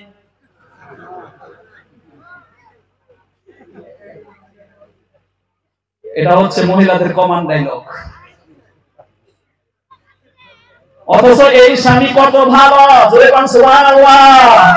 এখান থেকে যদি ওই বিবিকে ট্রিটমেন্টের জন্য গোয়ালপাড়া যেতে হয়, ওই আসলাম হাসপাতালে যদি যেতে হয়, স্বামী যখন গাড়িতে ওঠে, গাড়ি যদি থাকে, স্বামীর ব্রেনের মধ্যে একটা চিন্তা থাকে, আহারে আমার স্ত্রী কষ্ট পেয়ে যাবে, 2টা সিট নিলে সুন্দর করে খিড়কির পাশের সিটটা বিবিকে দিয়ে দেয়। কথা বলেন ঠিক না? তারপরেও বিবি বলে তোমাকে খাওয়াতে পারবো না, তোমাকে ট্রিটমেন্ট করতে পারবো না, তোমাকে শুশ্রূষা সেবা করতে পারবো না। ও আমার মায়েরা বোনেরা, এমনটা আপনারা বলবেন না, বরং কেমন বলবেন? ওয়াইয়ুবা ইদনাদা রাব্বাহু আন্নী মাসানিয়াদ-দুররু ওয়া আনতা আরহামুর রাহিমিন। কোরআনে কারীম যখন আপনি বের করবেন 17 নম্বর পারা সূরা আল-আম্বিয়া 112টা আয়াতের 83 নাম্বার আয়াতের ভিতরে আল্লাহ পাক বলেন, আমি আইয়ুব নবীকে রোগে আক্রান্ত করলাম, দারুণ ভাবে রোগে আক্রান্ত করলাম, ঈমান পরীক্ষার জন্য সব বিবি তার পাশ থেকে চলে গেল, কিন্তু বিবি রহিমা চলে গেল না। স্বামীর পাশে দাঁড়িয়ে বলল, হে আমার প্রাণের স্বামী, এই পৃথিবীতে আল্লাহ পাক বলেন হুন্না লিবাসুল লাকুম আনতুম লিবাসুল লাকুন্না, স্বামীর পোশাক হলো স্ত্রী, স্ত্রীর পোশাক হলো স্বামী। এই পৃথিবীতে আমি শুধু সুখের সঙ্গিনী হওয়ার জন্য আপনার কাছে বিয়ে হইনি, বরং আপনার যখন দুঃখের সংসার শুরু হয় আমিও অংশ নেব, কারণ এই আমি হলাম সহধর্মিনী। এই সংসারের অর্ধেক কথা বলেন দেখে না। মতির মতন রূপার মতন বিবি ছিল রহিমা, মতির মতন রূপার মতন বিবি ছিল রহিমা, স্বামীর খাদমা করতেন তিনি হামেশা। আল্লাহ পাক এলাকার মহিলাদেরকে বিবি রহিমার মতন, হযরত খাদিজাতুল কুবরার মতন খেদমত করার আল্লাহ তৌফিক দেন স্বামীকে। জোরে বলেন আমিন। কিন্তু তারপরেও কিছু মহিলার বদখাসলত আছে, স্বামীকে তো গুরুত্ব দেওয়ার কথা বলেছে, স্বামীকে পাত্তাই দেয় না, খালি তাকায় থাকে এলাকায় পীর ঢুকে কোন সময় খেদমত করবে। পীরের খেদমত, পীর আইলো মানে ওর হুঁশ নাই, দেখবেন লাইন করছে, ডিম নইয়া 100 টাকা নিয়ে 200 টাকা নিয়ে বোতল নিয়ে তারপরে পানি নিয়ে পয়রা দিলেই ও সব ভালো হয়ে যাবে। এরকম আছে না? কথা কয় না কেন মুসলমান? পীর দেখলে আর হুঁশ থাকে না। ভাই আমার মায়েদেরকে লক্ষ্য করে বলি, আপনার সবচেয়ে বড় পীর হলো আপনার স্বামী। আপনার স্বামীকে সেবা করে খুশি করতে পারলে স্বামীর পায়ের নিচে আল্লাহ পাক আপনাদের জন্য জান্নাত রেখেছে, স্বামীর খেদমতের মাধ্যমে আপনাদের জন্য জান্নাত রেখেছে। কিন্তু আপনি পীরের খেদমত করে জান্নাত পাবেন, আমি কোরআন হাদিস যতটুকু জানি আমি পাই না। কথা বলেন না, আমার ব্রেনে ধরে না। এখন আপনাদের ব্রেনে ধরেছে কিনা আমি তো বুঝি না। আছে নাকি? কথা বলেন না কেন? আছে নাকি? পীর সম্মানী ব্যক্তি। পীর এটা শব্দ হলো ফার্সি ভাষা শব্দ, পে ইয়ারে পীর। পীর মানে বয়স্ক মানুষ। এই যে আমার দাদু সভাপতি হয়েছেন, আমিও কিন্তু এখন পীরের ভিতরে পড়ছি, আমার দাড়ি পাকছে। পীর মানে বয়োজ্যেষ্ঠ মানুষ, দাড়ি পাকলে মানে তো বয়স আরম্ভ হয়ে গেল। ঠিক না? তাহলে এই হিসেবে আমরা পীর বয়োজ্যেষ্ঠ মানুষ, তারা সম্মানী মানুষ, আসবে বসবে, মেহমানদারি করবেন যতটা আপনার সামর্থ্য। কিন্তু তার খেদমত করার জন্য আপনি তার পাশে দাঁড়াবেন, তার হাত টিপবেন, পা টিপবেন, মালিশ করে দেবেন এবং সে পানি করে দিবে, ওই পানি খাবেন, গোসল করবেন। এইগুলা পাইছেন কোথায়? কথা কয় না কেন? এগুলো তো নাই কিতাবের ভিতরে। যতটা আছে ততটা করতে হবে, তার বেশি করা জোরে বলেন যাবে না। আল্লাহ পাক আমাদেরকে হকটা বোঝার তৌফিক দান করুন, বলুন আমিন। আর ওইটা পীর না, পীর নামে শয়তান কে, যে নাকি তার মুরিদের বাড়িতে গিয়া তার মুরিদের বউরে দিয়ে খেদমত নেয়, ওই পীর নেয় হলো টাটকা শয়তান। কথা বলে কেন? হলো টাটকা শয়তান। আর শয়তান এমন শয়তান, পবিত্র কোরআন স্টাডি করলে লাস্টের সূরার ভিতরে এসেছে আল্লাযী ওয়াসওয়িসু ফি সুদুরিন নাস, মানুষের অন্তঃকরণে ধোঁকা দেয়, খারাপ কামের উদ্দেশ্য সৃষ্টি করে দেয়, খারাপ কামে আহ্বান দেয়। দুই গ্রুপের থেকে, একটা হচ্ছে জিন্নাতের থেকে, দুষ্ট শয়তানের থেকে, আর একটা হচ্ছে মানবরূপী শয়তানের কাছ থেকে। এই ধরনের পীর সে শয়তানের চাইতেও মারাত্মক। কারণ কোরআন শরীফে আপনি ঢুকলে 29 নাম্বার পারায় সূরা জিন বলে একটা সূরা পাবেন, 28টা আয়াত বিশিষ্ট, আধা পারায় আছে এই সূরাটা। এই সূরার আগে পারে দরুদ শরীফ 3 বার করে পড়ে, এই সূরা 3 বার পড়ে যদি কোনো মানুষকে ভূতে ধরছে, জিনে ধরছে, কোন শয়তানে ধরছে, তাকে ফু দিলে সঙ্গে সঙ্গে ও বলবে বাবা আমার ছেড়ে দাও, তাড়াতাড়ি ছেড়ে দাও, আমার শরীরে আগুন ধরছে, এই কইয়া জায়গা। আর মানুষ রূপী শয়তান যে ওর যে গোটা কোরআন শরীফ পড়েও ফু দেন যায় না। কথা কয় না কেন? এইজন্য মানবরূপী শয়তান বড় মারাত্মক, এখান থেকে আপনাকে বাঁচতে হবে। কথা বলছেন না কেন? এখান থেকে বাঁচতে হবে। বাকি আলোচনা আল্লাহ যদি তৌফিক দেয় আগামী বছর তাফসীর মাহফিল দিবেন, আয়াত ধরে দিবেন, ওই আয়াতের উপরে কথা হবে। আমি এখন শেষের দিকে নিয়ে এসেছি, যেহেতু আমাদের সভাপতি হুজুর একটু ইঙ্গিত দিয়েছেন। এই মাহফিলটা হলো কবরস্থানকে নিয়ে, উদ্যোগ নিয়ে। কথা বলেন ঠিক কিনা? আমার ভাইয়ারা, আল্লাহ রাব্বুল আলামিন কোরআনে কারীমের ভিতরে বর্ণনা করেন, কালকেও আমার আলোচনা শুনতে পারেন আপনারা। ওই যে রাখালকিল্লা তাফসীর মাহফিল হচ্ছে, ডে এবং নাইট, দুদিন ব্যাপী তাফসীর মাহফিল, 3 দিন ব্যাপী হচ্ছে। আমি 2 দিন আছি ওখানে। আপনারা যদি ইচ্ছে করেন যেতে গিয়ে আমার আলোচনা ওখানে শুনতে পারেন। ওখানে আল্লাহ চাইলে গুরুত্বপূর্ণ আলোচনা হবে। আমরা সূরা ইখলাসের তাফসীর করতে চাচ্ছিলাম, এখন সূরা ইখলাসের তাফসীর করতে গেলে সময় হবে না, সেজন্য আমরা একটু শর্টের দিকে যাচ্ছি। এবার পবিত্র কোরআন থেকে একটা আয়াত আমরা তিলাওয়াত করব। সেই আয়াতটা হচ্ছে 28 নম্বর পারা, সূরা হাশর। টোটাল আয়াত 24, এখন পড়ব 18 নম্বর আয়াত। কয় নম্বর আয়াত? আল্লাহ রাব্বুল আলামিন বলেন, ইয়া আইয়ুহাল্লাযীনা আমানুত্তাকুল্লাহা ওয়াবতাগু, ইয়া আইয়ুহাল্লাযীনা আমানুত্তাকুল্লাহা ওয়াল তানজুর নাফসুম মা قدمت لغد واتقوا الله إن الله خبير بما تعملون الله أكبر কোন হাকিম যখন আপনি ইশতেরি করবেন 18 নম্বর আয়াতে আল্লাহ পাক বলেন, ও বিশ্বাসী বান্দারা তোমরা নজর করে দেখো, তুমি তোমার চোখের নজরটা সম্মুখে দেখো আল্লাহকে ভয় করো, আর তুমি আগামী দিনের জন্য কি প্রেরণ করলে সেটা তুমি নজর দিয়ে খেয়াল করো। আল্লাহ পাক আবার বলেন আল্লাহকে ভয় করো, আর তুমি যা করো আমি আল্লাহ পাক তা দেখি শুনি। কথা বলো ঠিক না? আবার ভাইরা এই আয়াত আমাদেরকে ইন্ডিকেট করছে, আমাদেরকে মেসেজ দিয়ে দিচ্ছে, তুমি যে ওই যে কবরের জিন্দেগি তোমার সম্মুখে আছে, ওই কবরের জিন্দেগিতে যাওয়ার আগে তুমি কি প্রেরণ করতেছো এটা তুমি খেয়াল করো। আর যদি তোমার খেয়ালে দেখা গেছে আমি এখনো কিছু পাঠাই নাই, এখন থেকে সতর্ক অবলম্বন করো, তাড়াতাড়ি ওখানে পাঠাতে হবে। কথা বলেন ঠিক না? কবরে আপনি কেন পাঠাবেন? কারণ ওই কবরে যাওয়ার সাথে সাথে হাদিসের ভিতরে আছে মানুষের সাথে 3টা জিনিস যায়। জন যায় মানে মানব মণ্ডলী যায়, ভাই আত্মীয় স্বজন আপনাকে জানাজা দিয়ে আমার ভাইরা লাশটি কিন্তু চলে আসে, কোদাল খুঁটি নিয়ে যাওয়া হয়, কিছু সম্পদ নিয়ে যাওয়া হয়, তাও ফিরে আসে। আমার ভাইরা শুধু সঙ্গে যায় নেক আমল। কথা বলুন ঠিক না? অথবা পদামল। আমার ভাইরা বিশ্বনবী হযরতে মুহাম্মদুর রাসূলুল্লাহ সাল্লাল্লাহু আলাইহি ওয়াসাল্লামের উপরে আয়াত অবতীর্ণ হলো, আল-ইয়াউমা আকমালতু লাকুম দীনাকুম ওয়া আতমামতু আলাইকুম নি'মাতি ওয়া রাদিতু লাকুমুল ইসলাম দীনা। বর্তমানে এটা সূরা আল-মাইদা 3 নম্বর আয়াত। অথচ তাফসীরের ভিতরে লেখে এটা হলো কোরআন শরীফের লাস্টের আয়াত। জোরে বলেন আল্লাহু আকবার। এরপরে কোন আয়াত অবতীর্ণ হয় নাই। আমার বন্ধু আয়াত যখন অবতীর্ণ হয়ে যায় এখানে বলা হয় আজকে আমার দিনকে মুকম্মল করলাম, আজকে আমার ধর্মকে মুকম্মল করলাম, নিয়ামত মুকম্মল করলাম, আমি ইসলাম ধর্মের উপরে রাজি। এই আয়াত অবতীর্ণ হলে নবীজি একটা উটের পৃষ্ঠে জড়া থাকে, আয়াতের ভারে আয়াত সহ্য না করতে পারে উট বসে পড়ে, নবীজির শরীর থেকে ঘাম বের হয়, নবীজির চেহারাটা লালচে বর্ণ হয়ে যায়। এই আয়াত যখন নবীজি সাহাবাদের সম্মুখে পড়ে শোনায়, বিশেষ করে হযরত আবু বকর সিদ্দিক রাদিয়াল্লাহু তাআলা আনহু কেঁদে কেঁদে কান্না করে করে হয়রান হয়ে যায়। তিনি তো আয়াতের তাফসীর বুঝতে পারে, অন্য সাহাবী বুঝতে পারে না।